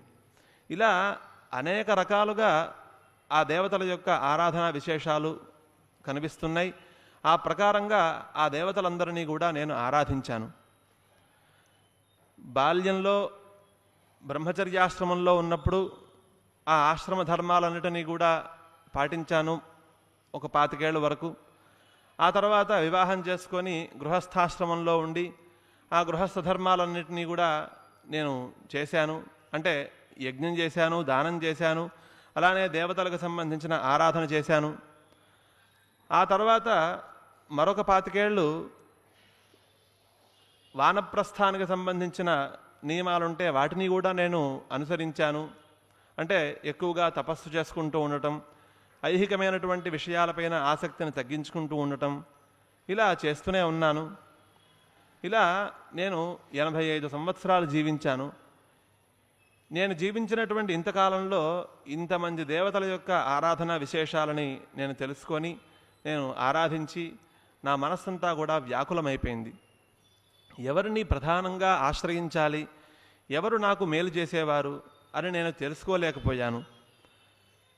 ఇదానీంచేన్మాతస్తవ యది కృపా నాపి భవిత, నువ్వు ఇప్పటికీ కూడా నా విషయంలో నువ్వు దగ చూపకపోతే నేను ఎవరిని ఆశ్రయించను. ఇంకా నేను అందరినీ ఆరాధించేశాను, అందరి గురించి తెలుసుకొని అందరి గురించి నేను చూశాను, పూజ చేశాను. వాళ్ళందరికీ కూడా నాకు తోచినట్లుగా నా శక్తి సామర్థ్యాలను అనుసరించి నేను పూజాది కార్యక్రమాలు చేశాను. అయితే నాకు మంచి మార్గాన్ని చూపించేవారు, సరైనటువంటి బుద్ధిని అనుగ్రహించేవారు, సరైనటువంటి జ్ఞానాన్ని ప్రసాదించేవారు ఎవరు నాకు కనిపించలేదు. నా మనస్సంతా కూడా వ్యాకులమైపోయింది. ఇంకేముంది, మానవుడికి ఆయుర్దాయం 100 సంవత్సరాలని చెప్తారు, అందులో 85 సంవత్సరాలు అయిపోయినాయి. ఇప్పటికీ కూడా నువ్వు నన్ను అనుగ్రహించకపోతే నేను ఇంకెవరిని ఆశ్రయించాలి, ఎవరిని శరణు వేడాలి? నిరాలంబో లంబోదర జనని కం యామి శరణం అని ఈ శ్లోకంలో భగవత్పాదులు అమ్మవారికి సంబంధించిన విశేషాలను తెలియజేశారు. ఇక ఆ తర్వాత శ్లోకంలో శ్వపాకో జల్పాకో భవతి మధుపాకోపమగిర నిరాతంకో రంకో విహరతి చిరంకోటి కనకైః తవాపర్ణే కర్ణే విశతి మనువర్ణే ఫలమిదం జనఃకో జానీతే జనని జపనీయం జపవిధౌ. ఇది ఈ దేవ్యపరాధ క్షమాపణ స్తోత్రంలో చాలా ప్రధానమైనటువంటి శ్లోకం. ఏమంటున్నారంటే, అమ్మవారికి సంబంధించిన మంత్రాన్ని గనక జపించినట్లయితే ఎటువంటి ఫలం వస్తుంది అనే విషయం ఎవడు తెలుసుకోగలడు అని అంటున్నారు. శ్వపాకో జల్పాకో భవతి, శునక మాంసం తినేవాడు కూడా నీ యొక్క అనుగ్రహం ఉంటే వాడు మంచి వాగ్మి అవుతాడు, సభల్లో మంచి బాగా మాట్లాడుతూ ఉంటాడు. నీ యొక్క అనుగ్రహం అటువంటిదమ్మా. శ్వపాకో జల్పాకో భవతి మధుపాకోపమగిర, వాడు ఊరికనే మాట్లాడటం కాదు, వాడు మాట్లాడుతూ ఉంటే జనం పరవశించిపోతూ ఉంటారు. ఆ మాటలన్నీ కూడా చాలా మధురంగా ఉంటూ ఉంటాయి. దీనికి కారణం నీ యొక్క అనుగ్రహమే. నిరాతంకో రంకో విహరతి చరం కోటి కనకైః, పేదరికంలో ఉన్నవాడు కూడా మంచి బంగారుమయమైనటువంటి నాణ్యాలను పొంది మంచి సంపదని పొంది కూడా చాలా స్వేచ్ఛగా విహరిస్తూ ఉంటాడట. పేదవాడు సంపదని పొందటమే విశేషం. ఆ సంపదను పొందిన తర్వాత వాడు స్వేచ్ఛగా నలుగురిలో తిరగటం అంతకన్నా విశేషం. చూడండి, ఈ రోజుల్లో సంపద ఉన్నవాడు వాడు సరిగ్గా నిద్రపోలేడు. ఎవరొస్తారు, దాన్ని ఎలా జాగ్రత్త చేసుకోవాలి, దీని గురించే ఆలోచన ఎక్కువగా ఉంటుంది. కానీ అమ్మవారి యొక్క అనుగ్రహం ఉంటే దరిద్రుడు ధనవంతుడు అవుతాడు. ఆ ధనం ఉన్నప్పటికీ కూడా వాడు స్వేచ్ఛగా సంచరిస్తూ ఉంటాడట. నిరాతంకో రంకో విహరతి చరం కోటి కనకైః అని. ఇక్కడ మనకి ఒక కథావృత్తాంతాన్ని గుర్తు చేస్తున్నారు శంకర భగవత్పాదుల వారు. దేవీ భాగవతంలో దేవదత్తుడనే ఒకానొక బ్రాహ్మణుడు ఉండేవాడు. ఆయన భార్య పేరు రోహిణి. వీళ్ళకి సంతానం లేదు. ఆ సంతానం కోసం వాళ్ళు పెద్దలందరినీ కూడా అడగగా వాళ్ళు పుత్రకామేష్టి యాగం చేసినట్లయితే నీకు సంతానం కలుగుతుంది అని ఒక ఉపాయం చెప్పారు. అయితే ఒక జ్యోతిష్కుడి దగ్గరికి వెళ్ళి నేను ఇట్లా యాగం చేద్దాం అనుకుంటున్నాను, మంచి ముహూర్తం పెట్టండి అని అడిగారు. ఆయన పంచాంగం చూసి మంచి ముహూర్తం పెట్టారు. ఆ ముహూర్త సమయానికి ఆ యాగం ప్రారంభించేట్లుగా అన్ని ఏర్పాట్లు చేసుకున్నారు. ఆ యాగానికి 4 వేదాలను అధ్యయనం చేసినటువంటి పండితులందరినీ కూడా పిలిచారు. ఆ పండితులలో సామగానం చేయటానికి గోభిల మహర్షి ఆ యాగానికి వచ్చారు. అప్పటికే ఆయనకి చాలా వయస్సు అయిపోయింది, చాలా పెద్దవాడు, వృద్ధాప్యం. ఆ యాగం ప్రారంభమైంది. యాగంలో ఆ గోభిల మహర్షి సామగానం చేస్తున్నాడు. సామగానం చేస్తూ ఉండగా ఆ వృద్ధాప్యం మీద ఆయనకి ఊపిరి బిగపెట్టడం కుదరలేదు. కొద్దిగా తేడా వచ్చింది. ఆ ఊపిరి బిగపెట్టలేకపోవడంతో స్వరం తేడా వచ్చింది. ఆ సామగానం సరిగ్గా చేయలేదు ఆయన. దాంతో దేవదత్తుడికి బాగా కోపం కలిగి, గోభిల మహర్షి, నేను పుత్ర సంతానం కోసం పుత్రకామేష్టి యాగం చేస్తూ ఉంటే మీరు అపస్వరాలతో సామగానం చేస్తారేమిటి అని ఇట్లా గట్టిగా మాట్లాడాడు. గట్టిగా మాట్లాడేటప్పటికీ గోభిల మహర్షికి కూడా విపరీతమైనటువంటి కోపం వచ్చింది. ఈ సకల ప్రాణుల యొక్క శరీరాల్లో ప్రాణవాయు సంచారం అనేది పరమాత్మ యొక్క సంకల్ప విశేషంతో జరుగుతూ ఉంటుంది. ఆ ప్రాణవాయు సంచారము ఎవరి అధీనంలోనూ ఉండదు. ఆ విషయం తెలిసి కూడా నువ్వు నా గురించి తప్పుగా మాట్లాడావు. నేనేం కావాలని అపస్వరం చెప్పలేదు. నువ్వు నా గురించి పరుషంగా మాట్లాడావు కాబట్టి నేను నీకు శాపం ఇస్తున్నాను. నీకు మూర్ఖుడైనటువంటి పుత్రుడు కలుగుగాక అని శపించాడు. ఆ మాట వినేటప్పటికీ దేవదత్తుడికి బాగా భయం వేసింది, బెంబేలెత్తిపోయాడు. వెంటనే వచ్చి గోభిల మహర్షి యొక్క పాదాల మీద పడి ప్రాధేయపడ్డాడు. మహర్షి, నన్ను మన్నించండి, నేను పొరపాటు చేశాను, నన్ను అనుగ్రహించండి అని అడిగాడు. అడుగుతూ, మూర్ఖుడైనటువంటి పుత్రుడు నాకు కలిగితే నేనేం చేసుకోను? వాడిని ఎవరు ఆదరిస్తారు? అందులోనూ బ్రాహ్మడు మూర్ఖుడుగా పుడితే వాడు దేనికి పనికిరాడు వాడు అని ఇలా అనేక రకాలుగా చెప్పి ప్రాధేయపడ్డాడు. అప్పుడు చివరికి కోపం అనేది మహాత్ములకి క్షణకాలమే ఉంటుంది కదా. గోభిల మహర్షి వెంటనే, నీకు మూర్ఖుడైనటువంటి పుత్రుడు కలుగుతాడు, అయితే క్రమక్రమంగా వాడు మహాపండితుడవుతాడు అని అనుగ్రహిస్తాడు. ఇది జరిగి కొంతకాలం గడుస్తుంది. కొంతకాలం తర్వాత దేవదత్తుడికి ఒక కుమారుడు జన్మిస్తాడు. ఆ కుమారుడికి ఉతథ్యుడు అనే నామకరణం చేస్తాడు. ఆ ఉతథ్యుడు క్రమక్రమంగా ఉపనయన వయస్కుడు అవుతాడు. వాడికి ఉపనయనం చేసే సమయం ఆసనం అవుతుంది. సరే, దేవదత్తుడు పిల్లవాడికి ఉపనయనం చేయాలని అన్ని ఏర్పాట్లు చేసుకొని పిల్లవాడికి ఉపనయన సంస్కారం జరిపిస్తాడు. ఉపనయన సంస్కారం అయిన తర్వాత వేద విద్యాభ్యాసం కోసమని ఒక గురుకులంలో చేర్పిస్తాడు. ఆ గురుకులంలో ఆ ఉతథ్యుడు 12 సంవత్సరాలు ఉండి విద్యాభ్యాసం చేస్తాడు. 12 సంవత్సరాలు ఉంటే వాడికి ఒక విద్య సంపూర్ణంగా అయిపోతుంది. కానీ ఉతథ్యుడికి మాత్రం సంధ్యావందనం కూడా వాడికి రాలేదట. గాయత్రీ మంత్రం కూడా వాడు ఉచ్చరించలేనటువంటి స్థితిలో వాడు ఉన్నట్ట. అంత మూర్ఖత్వాన్ని పొంది ఉన్నట్ట.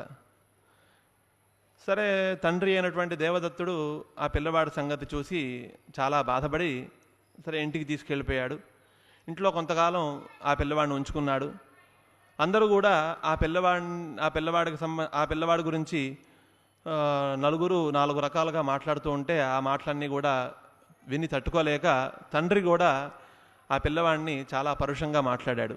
నువ్వు పుట్టకుండా ఉంటేనే బాగుండేది, నువ్వు అనవసరంగా పుట్టావు అని ఇట్లా పరుషమైనటువంటి మాటలతో చాలా బాధ పెట్టాడు. ఆ మాటలకి వాడికి చాలా బాధ కలిగింది ఉతథ్యుడికి. వాడిలోనే వాడికి ఒక రకమైనటువంటి ఏహ్య భావన కలిగింది. నేనెందుకు ఇట్లా ఉన్నాను, నన్నెందుకు ఇట్లా అంటున్నారు అందరూ అని ఇట్లా అనుకొని ఉన్నట్టుండి ఎవరికి చెప్పకుండా ఇంటి నుంచి బయటికి వెళ్ళిపోయి అడవిలోకి వెళ్ళిపోయాడు. అడవిలో గంగా నదీ తీరంలో ఒక కుటీరాన్ని నిర్మించుకొని అక్కడ నివసిస్తూ ఉన్నాడు. అక్కడ నివసించేటప్పుడు 2 ప్రతిజ్ఞలు చేసుకొని ఉన్నాడు. ఒకటి ఏమిటి అనంటే, నేను ఎల్లప్పుడూ కూడా సత్యమే మాట్లాడతాను, నా నోటి నుండి ఎప్పుడు కూడా అసత్యము పలకను అని ఒక నిర్ణయం. రెండవది, ఎవరికీ కూడా అపకారం కానీ హాని కానీ చేయను అని ఈ 2 ప్రతిజ్ఞలు చేసుకొని అక్కడ ఆ కుటీరంలో నివసిస్తూ ఉండేవాడు. ప్రతినిత్యము ఆ అడవిలో దొరికే కందమూలాదులు తెచ్చుకొని దాంతోనే ఆ ఆహారాన్ని స్వీకరించి కాలం గడుపుతూ ఉండేవాడు. క్రమంగా 14 సంవత్సరాలు గడిచినాయి. ఇంతలో ఒక వేటగాడు తన కుటుంబ పోషణ కోసం వేటాడుతూ అడవిలోకి వచ్చాడు.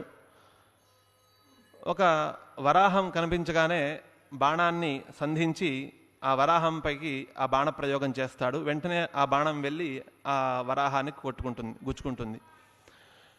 ఆ గుచ్చుకున్న బాణంతోనే ఆ వరాహం పరిగెత్తుకుంటూ వచ్చి తలదాచుకునే ప్రయత్నంలో ఈ ఉతథ్య మహర్షి యొక్క కుటీరంలో ఆశ్రమంలోకి ప్రవేశించి ఒకచోట తలదాచుకుంటుంది. ఆ దృశ్యాన్ని ఆ ఉతథ్య మహర్షి చూస్తాడు. తన హృదయం కరిగిపోతుంది. ఎంతో చాలా బాధాకరమైనటువంటి విషయం. ఎదురుకుండా ఒక జీవి చాలా ఇబ్బంది పడుతోందే, చాలా ప్రాణ సంకటంలో ఉందే, చాలా ఏడుస్తూ ఉందే అని ఆ దృశ్యాన్ని తను అర్థం చేసుకొని ఆ హృదయ విదారకమైనటువంటి ఆ సందర్భం నుండి, ఆ దృశ్యం నుండి అతని నోటి నుండి ఒక శబ్దం బయటకు వచ్చింది. అంతవరకు మూర్ఖుడుగా ఉండేవాడు. ఆ మూర్ఖత్వంలో కూడా 2 రకాల ప్రతిజ్ఞలనే ఎప్పుడు కూడా పాటిస్తూ ఉండేవాడు. ప్రతినిత్యము కూడా గంగా నదిలో స్నానం చేయటం, కుటీరంలో నివసిస్తూ ఉండటం, ఇదే అతని యొక్క దినచర్య. ఎప్పుడైతే ఈ దృశ్యాన్ని చూశాడో అతని నోటి నుండి ఒక శబ్దం బయటకు వచ్చింది. ఐం అనే శబ్దం బయటకు వచ్చింది. ఈ ఐం అనే శబ్దము ఒక బీజాక్షరం, అమ్మవారికి సంబంధించిన వాగ్బీజం. ఈ బీజాన్ని వాడు ఉతథ్యుడు తన ప్రయత్నం లేకుండానే అప్రయత్నంగానే ఉచ్చరించేశాడు. ఆ బీజాక్షరాన్ని ఉచ్చరించడంతో అమ్మవారి యొక్క అనుగ్రహాన్ని పొందాడు. ఆ అమ్మవారి యొక్క అనుగ్రహం వల్ల మూర్ఖుడు కాస్త మహాపండితుడైనాడు. సకల విద్యలు ఆ ఉతథ్యుడికి అబ్బినాయి. ఆ ఉతథ్యుడు గురించి చుట్టుపక్కల వాళ్ళందరూ కూడా ఈ మహర్షి కేవలం సత్యం మాత్రమే మాట్లాడతాడు, అసత్యం ఎప్పుడూ కూడా మాట్లాడడు అని అందరూ కూడా తెలుసుకున్నారు. సరే, ఇంతలో వేటాడుతున్నటువంటి ఆ బోయవాడు ఈ ఉతథ్య మహర్షి దగ్గరకు వచ్చాడు. వచ్చి, ఓ మహర్షి, మీ గురించి చాలా విన్నాను నేను, మీరు ఎప్పుడు కూడా సత్యమే మాట్లాడతారట. నేను నా కుటుంబ పోషణ కోసం ఒక వరాహాన్ని వేటాడుతూ వచ్చాను, నా నుండి తప్పించుకుంది. ఆ వరాహం ఏమైనా మీ దృష్టికి కనిపించిందా అని అడుగుతాడు. అప్పుడు ఉతథ్య మహర్షి అనుకుంటాడు, కనిపించింది, వెళ్ళి దాక్కుంది అని చెప్పినట్లయితే అది సత్యం అవుతుంది. కానీ అక్కడ ఒక ప్రాణం ఇబ్బంది పడుతుంది, ఆ వరాహం చచ్చిపోతుంది. నాకు కనిపించలేదు, నేను చూడలేదు అని చెప్పానంటే అసత్యం చెప్పినట్లు అవుతుంది, నా వ్రతం భంగం అవుతుంది అని ఈ రకంగా ఆలోచించి, ఏదైతే హింసాత్మకంగా ఉంటుందో సత్యము అది సత్యమే కాదు, ఏదైతే లోకానికి జనానికి మేలు చేస్తుందో అది అసత్యమైనప్పటికీ కూడా సత్యమే అది అని అనుకొని ఒక సమాధానం చెప్తాడు. ఓ బోయవాడ, నా కళ్ళు చూసినాయి, చూసే కళ్ళు మాట్లాడలేవు, నా వాక్కు మాట్లాడగలుగుతుంది కానీ చూడలేదు అని ఈ 2 మాటలు అన్నాడు. ఆ మాటలు విని వెంటనే ఆ బోయవాడు అక్కడి నుంచి వెళ్ళిపోయాడు. సరే, ఆ తర్వాత ఉతథ్య మహర్షి గురించి ఆ చుట్టుపక్కల వాళ్ళందరూ కూడా తెలుసుకున్నారు. క్రమక్రమంగా తన తండ్రి అయినటువంటి దేవదత్తుడికి కూడా తెలిసింది.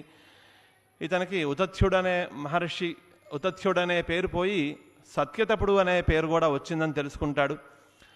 తెలుసుకున్నాక తండ్రి ఆశ్రమానికి వచ్చి ఆ పిల్లవాడిని తన ఇంటికి తీసుకువెళ్తాడు. ఈ రకంగా ఆ ఉతథ్యుడు సత్యతపుడుగా లోకంలో కీర్తిని పొందుతాడు.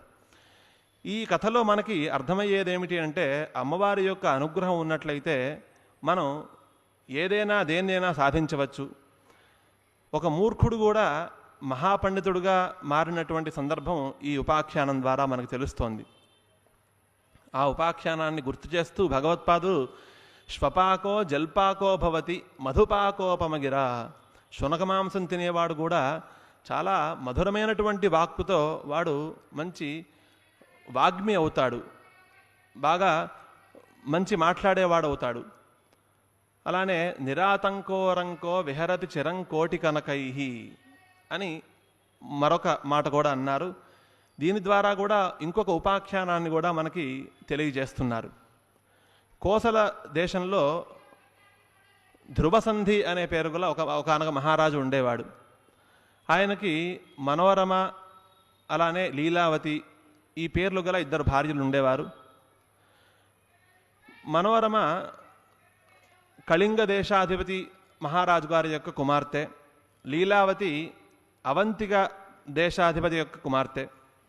వీళ్ళిద్దరికీ సుదర్శనుడు అలానే శత్రుజిత్ అనే పేరు గల 2 కుమారులు కలిగారు. మనోరమకి సుదర్శనుడు, లీలావతికి శత్రుజిత్తు. ఇలా ఉండగా తండ్రి ధ్రువసంధి పిల్లల్ని తీసుకొని, పిల్లలు పెద్దవాళ్ళు అయిన తర్వాత పిల్లల్ని తీసుకొని వేటాడటం కోసం అడవికి వెళతాడు. అక్కడ ఒక పెద్ద పులి కనిపిస్తుంది. ఆ పెద్ద పులిని సంహరించే ప్రయత్నంలో ఆ రాజు మరణిస్తాడు. పెద్ద పులి రాజుని సంహరించేస్తుంది. ఆ వార్త విన్నాక తన కులగురువు అయినటువంటి వశిష్ఠ మహర్షి యొక్క సంజ్ఞలో ఆదేశాలలో ఆ మహారాజు యొక్క అంతిమ సంస్కారం అంతా కూడా జరుగుతుంది. ఆ తర్వాత రాజ్యం ఎవరికి ఇవ్వాలి, ఎవరిని పట్టాభిషిక్తులుగా చేయాలి అనే ప్రస్తావన వచ్చినప్పుడు మనోరమ యొక్క కుమారుడైనటువంటి సుదర్శనుణ్ణి పట్టాభిషిక్తుడుగా చేయాలి అని నిశ్చయిస్తారు. ఆ విషయం తెలుసుకొని ఈ లీలావతి యొక్క తండ్రి అయినటువంటి అవంతికా దేశాధిపతి అయిన మహారాజు వెంటనే పరిగెత్తుకుంటూ వచ్చి, నా దౌహిత్రుడైనటువంటి శత్రుజిత్తుకే మీరు రాజ్యాన్ని ఇవ్వాలి, అతనికే పట్టాభిషేకం చేయాలి అని పట్టుపడతాడు. అలా కాని పక్షంలో నేను ఈ రాజ్యాన్ని లాగేసుకొని బలాత్కారంగా లాక్కొని నేను వెళ్ళిపోతాను అని ఈ రకంగా బెదిరిస్తాడు. ఈ బెదిరించడంలో కొంతమంది సైన్యంలో ఉన్న వాళ్ళందరూ కూడా మరణిస్తారు. వెంటనే మనోరమ తన మంత్రి అయినటువంటి మంత్రిని పిలిచి ఈ విషయంలో మనం ఏం చేస్తే బాగుంటుంది అని సలహా అడుగుతుంది. అప్పుడు ఆ మంత్రి కాశీ నగరానికి వెళ్ళండి, మీరు అక్కడ తలదాచుకోండి అని సలహా ఇస్తాడు. కాశీ పట్టణానికి వెళుతూ ఉండగా మధ్యలో భరద్వాజ మహర్షి యొక్క ఆశ్రమం కనిపిస్తుంది. అక్కడ భరద్వాజ మహర్షిని దర్శించుకుందామని వెళ్ళినప్పుడు ఆ భరద్వాజ మహర్షి మీరు ఇక్కడే ఉండండి అని చెప్తాడు. సరే, అక్కడ కొంతకాలం ఉన్నప్పుడు ఆ మహర్షి యొక్క ఆశ్రమంలో వాళ్ళందరూ కూడా ఈ మనోరమ యొక్క కుమారుడైనటువంటి సుదర్శనుణ్ణి అందరూ కూడా క్లీబుడు అని పరిహసిస్తూ ఉండేవారు. అంటే క్లీబ అంటే నపుంసకుడు అని అర్థం సంస్కృతంలో. క్షత్రియుడు తన రాజ్యంపైకి ఎవడైనా శత్రురాజు దండెత్తడానికి వచ్చినప్పుడు ధైర్యంగా ముందుకెళ్ళి యుద్ధం చేయాలి. అలా కాకుండా పెరికి పందలాగా పారిపోయి వస్తే వాడిని నపుంసకుడే అంటారు. కాబట్టి ఈ సుదర్శనుడు, మనోరమ యొక్క కుమారుడైనటువంటి సుదర్శనుడు అదే విధంగా పారిపోయి వచ్చాడు కాబట్టి వాడిని అందరూ కూడా క్లీబుడు అని పరిహసిస్తూ ఉండేవారు. నిజానికి ఆ సుదర్శనుడికి క్లీబహ అనే మాటకి అర్థం కూడా తెలియదు. నన్నందరూ కూడా క్లీ అంటున్నారు అని అలా అనుకుంటూ ఉండేవాడు. నిజానికి అది క్లీం అనేది అమ్మవారి యొక్క బీజాక్షరం. వాడికి తెలియకుండానే ఆ బీజాక్షరాన్ని వాడు ఉచ్చరించడం వల్ల వాడు అమ్మవారి యొక్క దర్శనాన్ని స్వప్నంలో వాడు పొందుతాడు. ఆ తర్వాత అమ్మవారు చెప్తుంది, నీకు ఫలానా చోట నీకు సహాయం లభిస్తుంది, నువ్వు వెళ్ళు అని అమ్మవారు అక్కడ ఆదేశిస్తుంది. అలా వెళ్ళేటప్పుడు కూడా కొంతమంది శత్రువులు ఎదురుకుండా వచ్చి ఆ సుదర్శనుడితో యుద్ధం చేద్దామని ప్రయత్నం చేస్తారు. ప్రయత్నం చేసినప్పుడు అమ్మవారే సింహరూపిణిగా సింహవాహనం పైన వచ్చి ఆ శత్రువులందరినీ కూడా సంహరించేస్తుంది.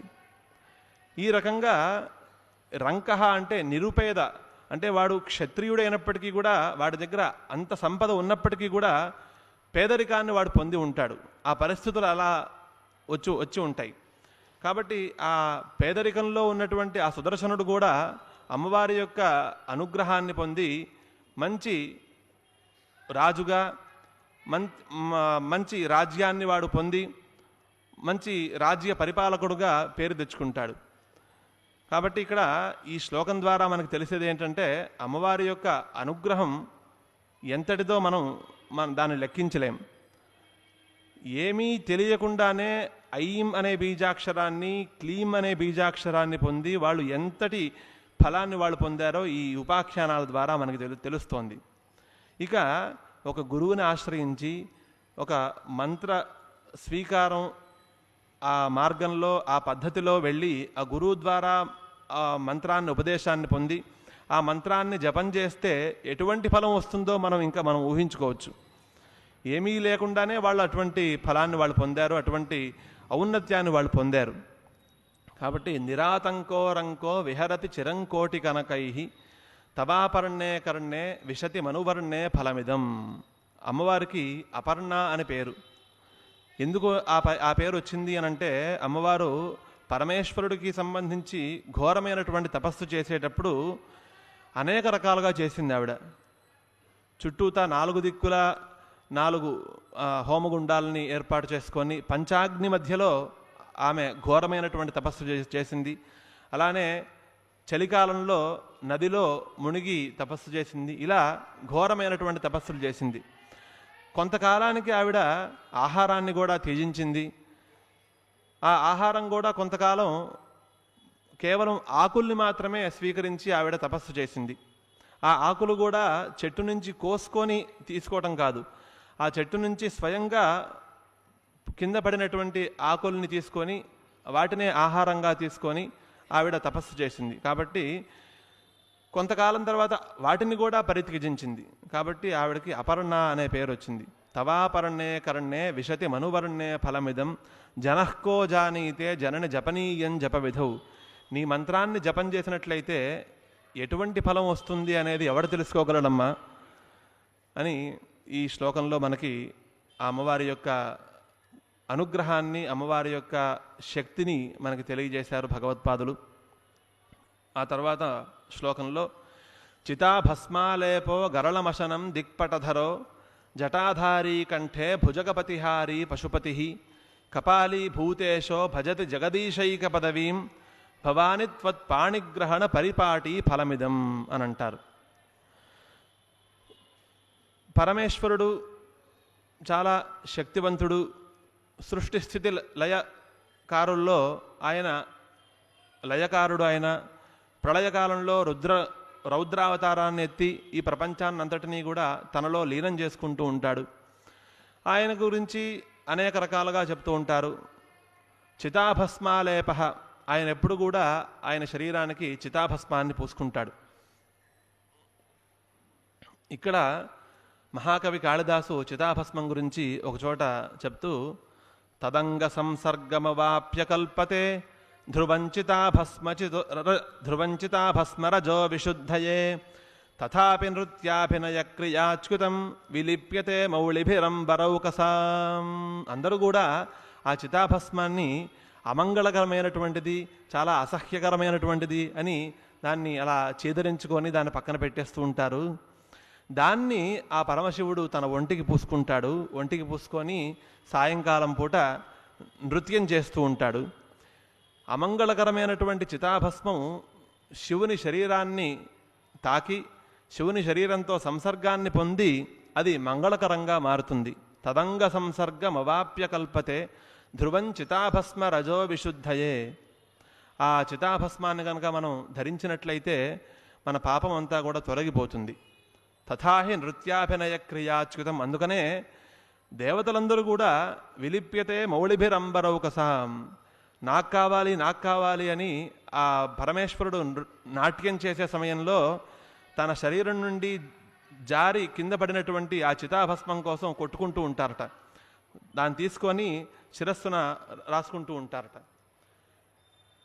అది అశుద్ధమే అయినట్లయితే, అమంగళకరమే అయినట్లయితే దేవతలందరూ కూడా దాన్ని తీసుకోరు కదా, దానికోసం ముందుకు వెళ్ళరు కదా అని చెప్తూ ఆ అమంగళకరమైనటువంటి చితాభస్మం కూడా ఆ శివుని యొక్క శరీరంతో సంపర్కాన్ని పొంది మంగళకరంగా మారుతుంది అని మహాకవి కాళిదాసు ఒకచోట అంటారు.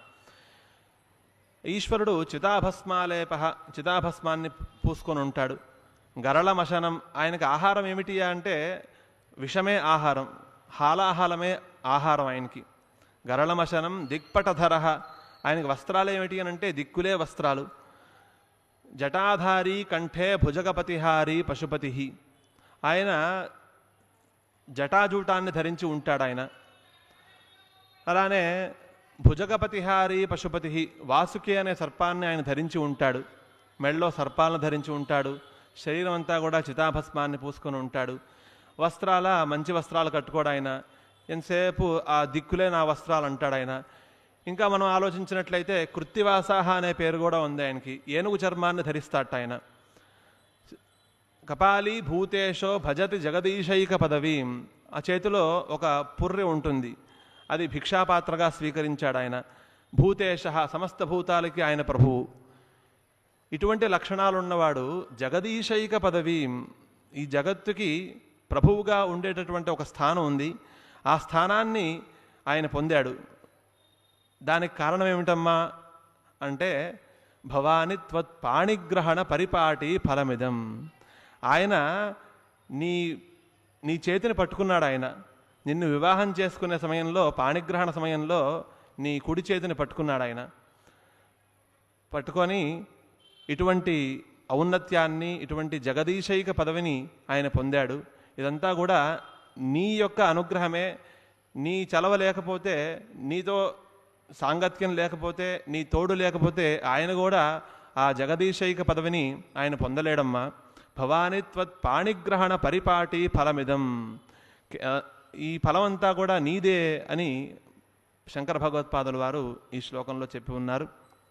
తరువాత న మోక్షస్యాకాంక్ష భవ విభవ వాంఛాపిచనమే న విజ్ఞానాపేక్ష శశిముఖి సుఖేచ్ఛాపి న పునః అతస్త్వాం సంయాచే జనని జననం యాతు మమ వై మృడాని రుద్రాణి శివ శివ భవానీతి జపతః. ఓ తల్లి, నాకు మోక్షం పొందాలనే ఆలోచన, కోరిక ఏమీ లేదమ్మా. నా మోక్షస్యాకాంక్ష, మోక్షం పొందాలి అనే ఆలోచన నాకు లేదు. భవ విభవ వాంఛాపిచనమే, ఈ భవసాగరంలో ఉన్నటువంటి వైభవాన్ని పొందాలి అనే కోరిక కూడా నాకు లేదు. నా విజ్ఞానాపేక్ష, ఇంతకన్నా విశేషమైనటువంటి అనుభవాన్ని పొందాలి, విశేషమైనటువంటి విజ్ఞానాన్ని సంపాదించాలి అనే కోరిక కూడా నాకు లేదు.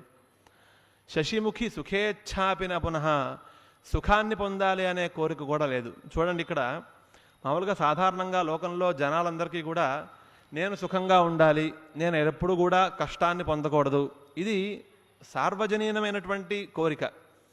దానికోసం అనేక రకాలుగా ప్రయత్నాలు చేస్తూ ఉంటారు. ఆ ప్రయత్నాలు లౌకికమైనటువంటి ప్రయత్నాలు అందరికీ తెలిసిన విషయమే. అయితే ఈ సుఖాన్ని పొందటం, దుఃఖాన్ని నివృత్తి చేసుకోవటం అనే రెండు విషయాలలో అలౌకికమైనటువంటి ఉపాయాన్ని మనకి వేదం బోధిస్తుంది. కాబట్టి సాధారణంగా ఉండే కోరికలో నేను సుఖంగా ఉండాలి అనే కోరిక ఉంటుంది.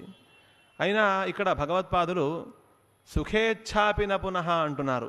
నేను సుఖంగా ఉండాలి అనే కోరిక కూడా లేదు నాకు. అందువల్ల అతస్త్వాం సంయాచే జనని జననం యాతు మమ వై, నా ఈ జన్మ ఎప్పుడు కూడా శివాని రుద్రాణి శివ శివ భవానీతి జపతః, నీ నామస్మరణ చేస్తూ నా ఈ జన్మ గడిచిపోవాలి. నేను ఈ జన్మలో నీ నామస్మరణతోనే కాలం గడపాలి. అటువంటి స్థితిని నాకు ఇమ్ము అని నేను కోరుతున్నాను. అతస్త్వాం సంయాచే జనని జననం యాతు మమ వై మృడాని రుద్రాణి శివ శివ భవానీతి జపతః అని. తర్వాత శ్లోకంలో నారాధితాసి విధినా వివిధోపచారై కిం రూక్షచింతనపరై నకృతం వచోభి శ్యామే త్వమేవ యది కించన మయ్యనాథే ధత్సే కృపాముచితమంబ పరం తవైవ. ఓ తల్లి, విధినా వివిధోపచారై, విధి ప్రకారంగా యథాశాస్త్రంగా యథావిధిగా అనేక రకాల ఉపచారాలతో నేను నిన్ను పూజించలేదు. ఉపచారాలంటే మనకి పూజా విశేషాలలో పంచోపచార పూజ అని, షోడశోపచార పూజ అని, విశేషంగా అమ్మవారికి సంబంధించిన శ్రీ విద్యా విశేషాలలో చతుషష్ఠి ఉపచార పూజ అని, ఇలా అనేక రకాల ఉపచారాలు ఉన్నాయి. ఆ ఉపచారాలు ఏవి కూడా నాకు తెలియవు. తెలిసినా కూడా నేను వాటితో నిన్ను పూజించలేదు. నా ఆరాధితాసి విధినా వివిధోపచారై కిం రూక్షచింతనపరై నకృతం వచోభి. నా వాక్కు ఎప్పుడూ కూడా రూక్షచింతనపరై అంటే అనురాగం లేనటువంటి, ప్రేమ లేనటువంటి మాటలనే నేను ఎప్పుడు కూడా మాట్లాడుతూ ఉన్నాను. ఇప్పుడు మనం ప్రేమ అంటే మామూలుగా మనుషుల విషయంలో కనుక అనురాగాన్ని కనుక చూపించినట్లయితే దాన్ని ప్రేమ అంటారు. అదే భగవంతుని విషయంలో కనుక మనం అనురాగాన్ని చూపించినట్లయితే దాన్ని భక్తి అంటారు. సాత్వస్మిన్ పరమ ప్రేమ స్వరూప అని నారద మహర్షి కూడా భక్తి సూత్రాల్లో చెప్పి ఉన్నారు. కాబట్టి పూజ్యేష్వనురాగో భక్తి, పూజ్యుల యందు మనం అనురాగాన్ని కనుక చూపించినట్లయితే అదే భక్తి అంటారు. అలా భక్తితో నేను నిన్ను స్తోత్రం చేసింది లేదు, ఉపచారాలన్నీ కూడా తెలుసుకొని నీకు ఉపచార సేవ చేసింది లేదు. శ్యామే త్వమేవ యదికించన మయ్యనాథే ధత్సే కృపాముచితమంబ పరంతవైవ. అటువంటి దీనుణ్ణైనటువంటి నా యందు నేను అనాథని, నాకెవరూ కూడా దిక్కులేరు, నువ్వే నాకు దిక్కు. కాబట్టి నా విషయంలో నువ్వు కరుణని దయని గనక చూపించినట్లయితే అది నీకు ఉచితంగా ఉంటుందమ్మా అని అన్నారు ఇక్కడ ఈ శ్లోకంలో. మొట్టమొదట ఒక శ్లోకంలో మదీయోయం త్యాగ సముచితమిదన్నో తవ శివే అని అంటూ, నా మనస్సంతా కూడా వికలంగా ఉంటుందని నువ్వు నన్ను విడిచిపెడతావేమో, అలా విడిచిపెట్ట మాకు, అలా నన్ను విడిచిపెట్టడం అనేది నీకు తగదు అని అక్కడ అన్నారు. ఇక్కడ నువ్వు నా విషయంలో కరుణను చూపించటం అనేది నీకు ఉచితమే, నన్ను అనుగ్రహించమ్మా అని ఇక్కడ ఈ శ్లోకంలో ప్రార్థిస్తున్నారు. శ్యామే త్వమేవ యదికించన మయ్యనాథే ధత్సే కృపాముచితమంబ పరంతవైవ. తర్వాత ఆపత్సుమగ్న స్మరణం త్వదీయం కరోమి దుర్గే కరుణార్ణవే శివే నైతచ్ఛఠత్వం మమ భావయేథాః క్షుధాతృషార్తాః జననీం స్మరంతి. ఈ దేవ్యపరాధ క్షమాపణ స్తోత్రంలో కొన్ని మాటల్ని మనం హెడ్లైన్స్గా, ముఖ్యాంశాలుగా మనం రాసి పెట్టుకోవచ్చు, అండర్లైన్ చేసి పెట్టుకోవచ్చు. వాటిల్లో ఇదొక మాట, క్షుధాతృషార్త జననీం స్మరంతి. అంటే ఆకలితో ఉన్నవాళ్ళు, దప్పికతో ఉన్నవాళ్ళు అమ్మా అని పిలవటం అనేది సహజం కదా. అందువల్ల నేను కూడా చాలా ఆపదల్లో ఉన్నానమ్మా. ఆపత్సుమగ్న స్మరణం త్వదీయం, ఎన్నో ఆపదల్లో ఉన్నాను, అనేక రకాల ఆపదలు. వాటన్నిటినీ కూడా నువ్వు దూరం చేస్తావు కాబట్టి నీకు దుర్గా అనే పేరు వచ్చింది. దుఃఖాలని దూరం చేసేటటువంటి స్వభావం కలదానివి, శక్తి కలదానివి కాబట్టి నీకు దుర్గా అనే పేరు వచ్చింది. అందువల్ల నేను ఆపదలో ఉన్నా కాబట్టి నిన్ను నేను స్మరిస్తున్నాను. ఆపత్సుమగ్న స్మరణం త్వదీయం కరోమి దుర్గే కరుణార్ణవే శివే. నువ్వు కరుణా సముద్రుడాలువి. ఆ కరుణ ఎంతటిది అని మనం చెప్పలేం, సముద్రం ఎంత ఉంటుంది అని మనం కొలవలేం కదా. అలానే నీ దయ, నీ కరుణ కూడా సముద్రం లాంటిదమ్మా. అందువల్ల నిన్ను నేను స్మరిస్తున్నాను. కరోమి దుర్గే కరుణార్ణవే శివే నైతచ్ఛఠత్వం మమ భావయేథాః. నేనేదో నీ నామాన్ని స్మరిస్తున్నాను, ఆపదలో ఉన్నప్పుడే స్మరిస్తున్నాను అని మాత్రం అనుకో మాకు. ఎప్పుడూ కూడా స్మరిస్తాను, సుఖంలో కూడా స్మరిస్తాను. కేవలం కష్టం వచ్చినప్పుడే నిన్ను స్మరిస్తున్నాను, వీడేదో నాకు కష్టం వచ్చినప్పుడే నన్ను స్మరిస్తున్నాడు కాబట్టి వీడిని పట్టించుకోకుండా వదిలేద్దామని మాత్రం అనుకో మాకు. నేను స్మరిస్తున్నానని చెప్పి నా మూర్ఖత్వమని నువ్వు మాత్రం అనుకోవద్దు. నైతచ్ఛఠత్వం మమ భావయేథాః, నా మూర్ఖత్వంగా నువ్వు భావించి మాకు. ఎందుకనంటే లోకంలో ఆకలి దప్పికలతో ఉన్నవాళ్ళు అమ్మా అని పిలవటం అనేది సహజం కదా. అందువల్ల నేను కూడా ఆపదల్లో ఉన్నాను, నన్ను రక్షించమని కోరుతున్నాను అని ఈ శ్లోకంలో చెప్పారు. మహాభారతంలో కూడా పాండవులు వనవాసం చేసే సమయంలో ఆ దుర్గా అమ్మవారిని స్తోత్రం చేశారని మనకి మహాభారతంలో కనిపిస్తుంది. ఆపదుద్ధార స్తోత్రం, నమస్తే జగత్కారిణి త్రాహి దుర్గే అని. అలానే విరాట మహారాజు సంస్థానం నుండి బయటకు వచ్చే సమయంలో కూడా అమ్మవారిని స్మరించారని మనకి 2 సందర్భాలలో దుర్గా అమ్మవారిని స్మరించారని, ఆ దుర్గా అమ్మవారి యొక్క అనుగ్రహంతో వాళ్ళు యుద్ధంలో విజయాన్ని పొందారు అని కూడా మనకి మహాభారతంలో కనిపిస్తుంది. కాబట్టి వాళ్ళు ఆపదల్లో ఉండి అమ్మవారిని స్మరించి ఆ ఆపద నుండి బయటపడ్డారు వాళ్ళు. అలానే ఇక్కడ ఆపత్సుమగ్న స్మరణంత్వదీయం, నేను ఆపదల్లో ఉన్నాను, నిన్ను నేను స్మరిస్తున్నాను, నన్ను ఏదో మూర్ఖుడుగా భావించకుండా నన్ను రక్షించమ్మా అని ఈ శ్లోకంలో ప్రార్థించడం జరిగింది.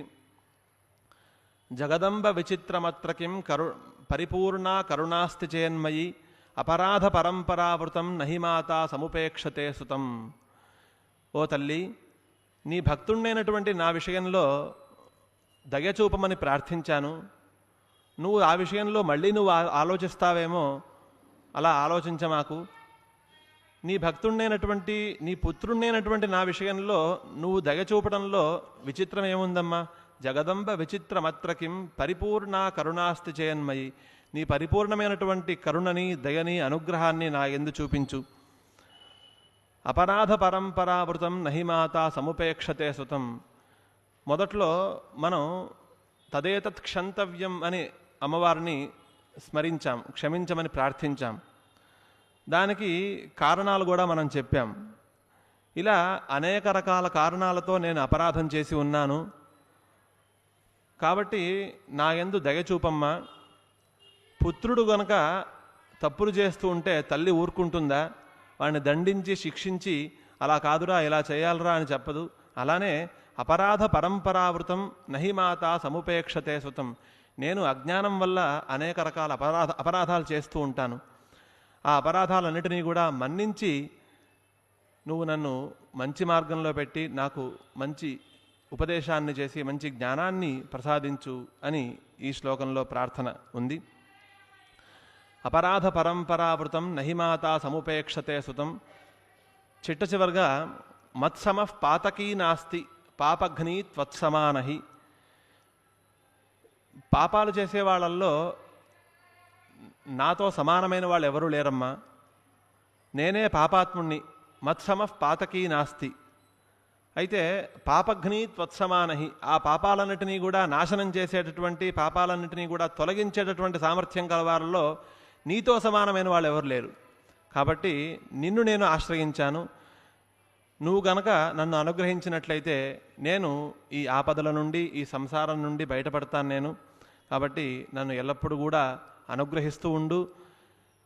ఏవం జ్ఞాత్వా మహాదేవి యథాయోగ్యం తథాకురు. నేను ఈ స్తోత్రంలో అనేక రకాలుగా నీ గురించి నేను స్తోత్రం చేశాను. నేను చేసినటువంటి అపరాధాలన్నిటినీ కూడా నీ దగ్గర ప్రస్తావించాను, క్షమించమని కూడా అడిగాను. ఇక చిట్ట చివరిగా ఒకటే మాట, ఏవం జ్ఞాత్వా మహాదేవి యథాయోగ్యం తథాకురు. నా ఈ పరిస్థితిని నువ్వు గమనించి నీకు ఎలా తోస్తే అలా చేయమ్మా అని చిట్ట చివరిగా ఈ రకంగా ఈ దేవ్యపరాధ క్షమాపణ స్తోత్రంలో భగవత్పాదుల వారు అమ్మవారికి సంబంధించిన విశేషాలన్నిటినీ కూడా మనకి తెలియజేసి ఉన్నారు.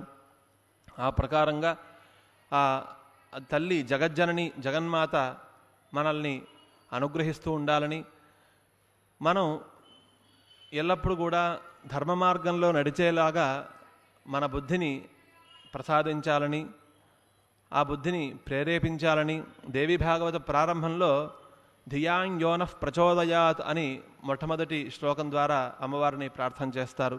నా బుద్ధిని ఎవరైతే ప్రచోదన చేస్తూ ఉన్నారో, ఏ శక్తి అయితే ప్రచోదన చేస్తూ ఉన్నదో ఆ శక్తిని నేను నమస్కరిస్తున్నాను అని.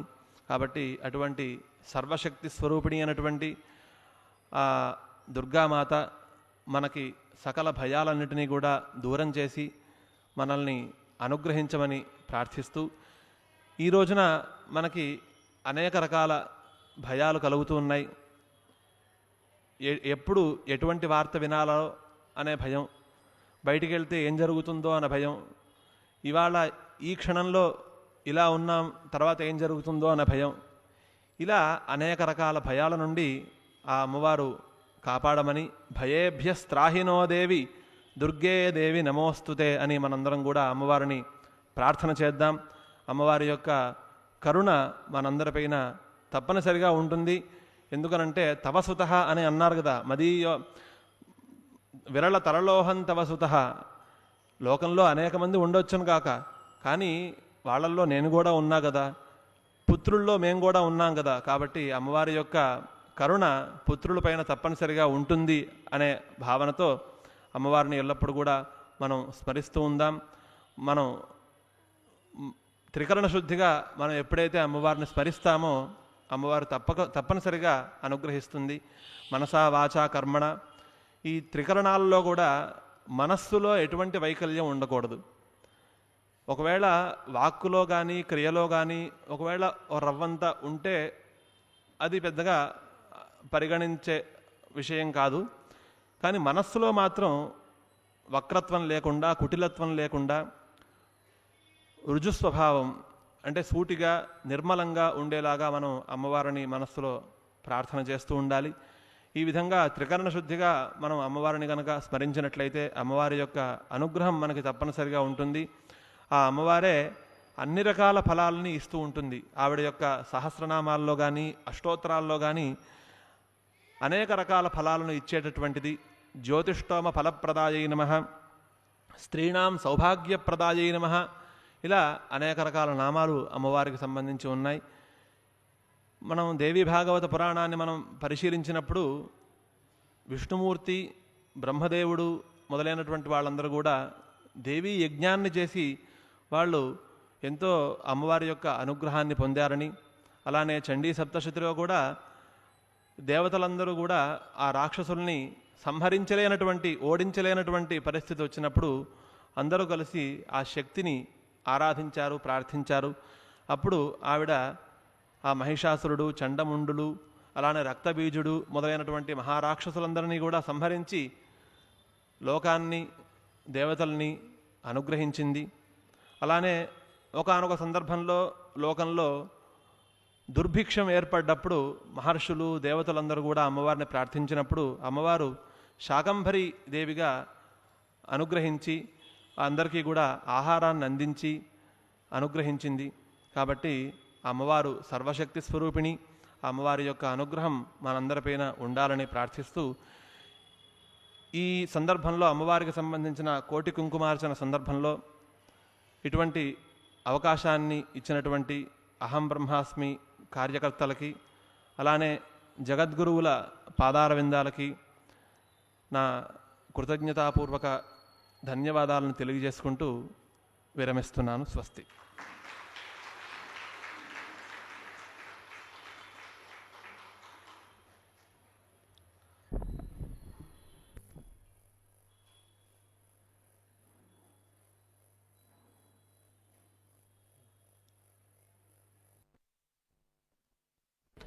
హలో.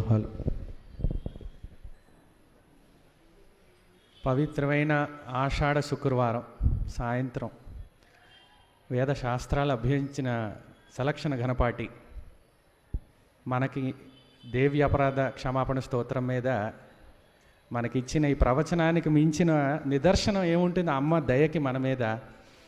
ఒక్కసారి గురువుగారికి మళ్ళీ మీ కరతాళ ధ్వనులతో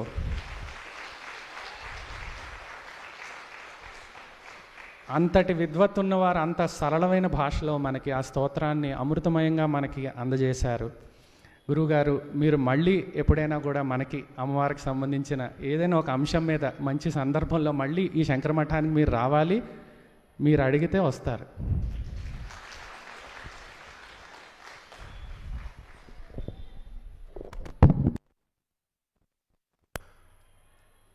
అమ్మవారి అనుగ్రహం తప్పనిసరిగా మనందరిపైన ఉంటుందని మనం ఇప్పుడే అనుకున్నాం. అది త్వరలోనే కనిపిస్తుందని కూడా నేను భావిస్తున్నాను. తప్పనిసరిగా నేను ఎప్పుడు కూడా సిద్ధమే.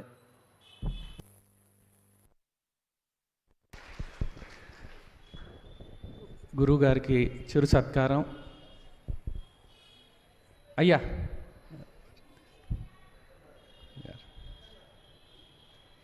మీరు రండి తీసుకుని.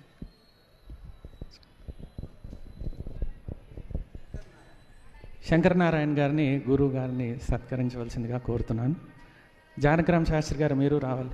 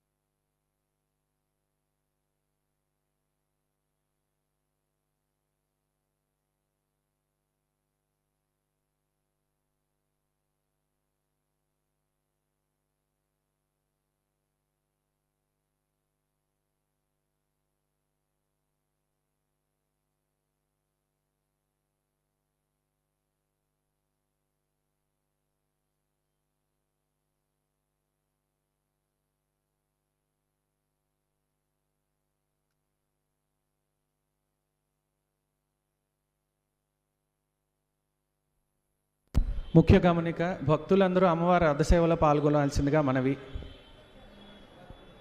అమ్మగారి రథసేవ ప్రారంభమవుతోందండి, భక్తులందరూ అటువైపు వెళ్ళవలసిందిగా మనవి.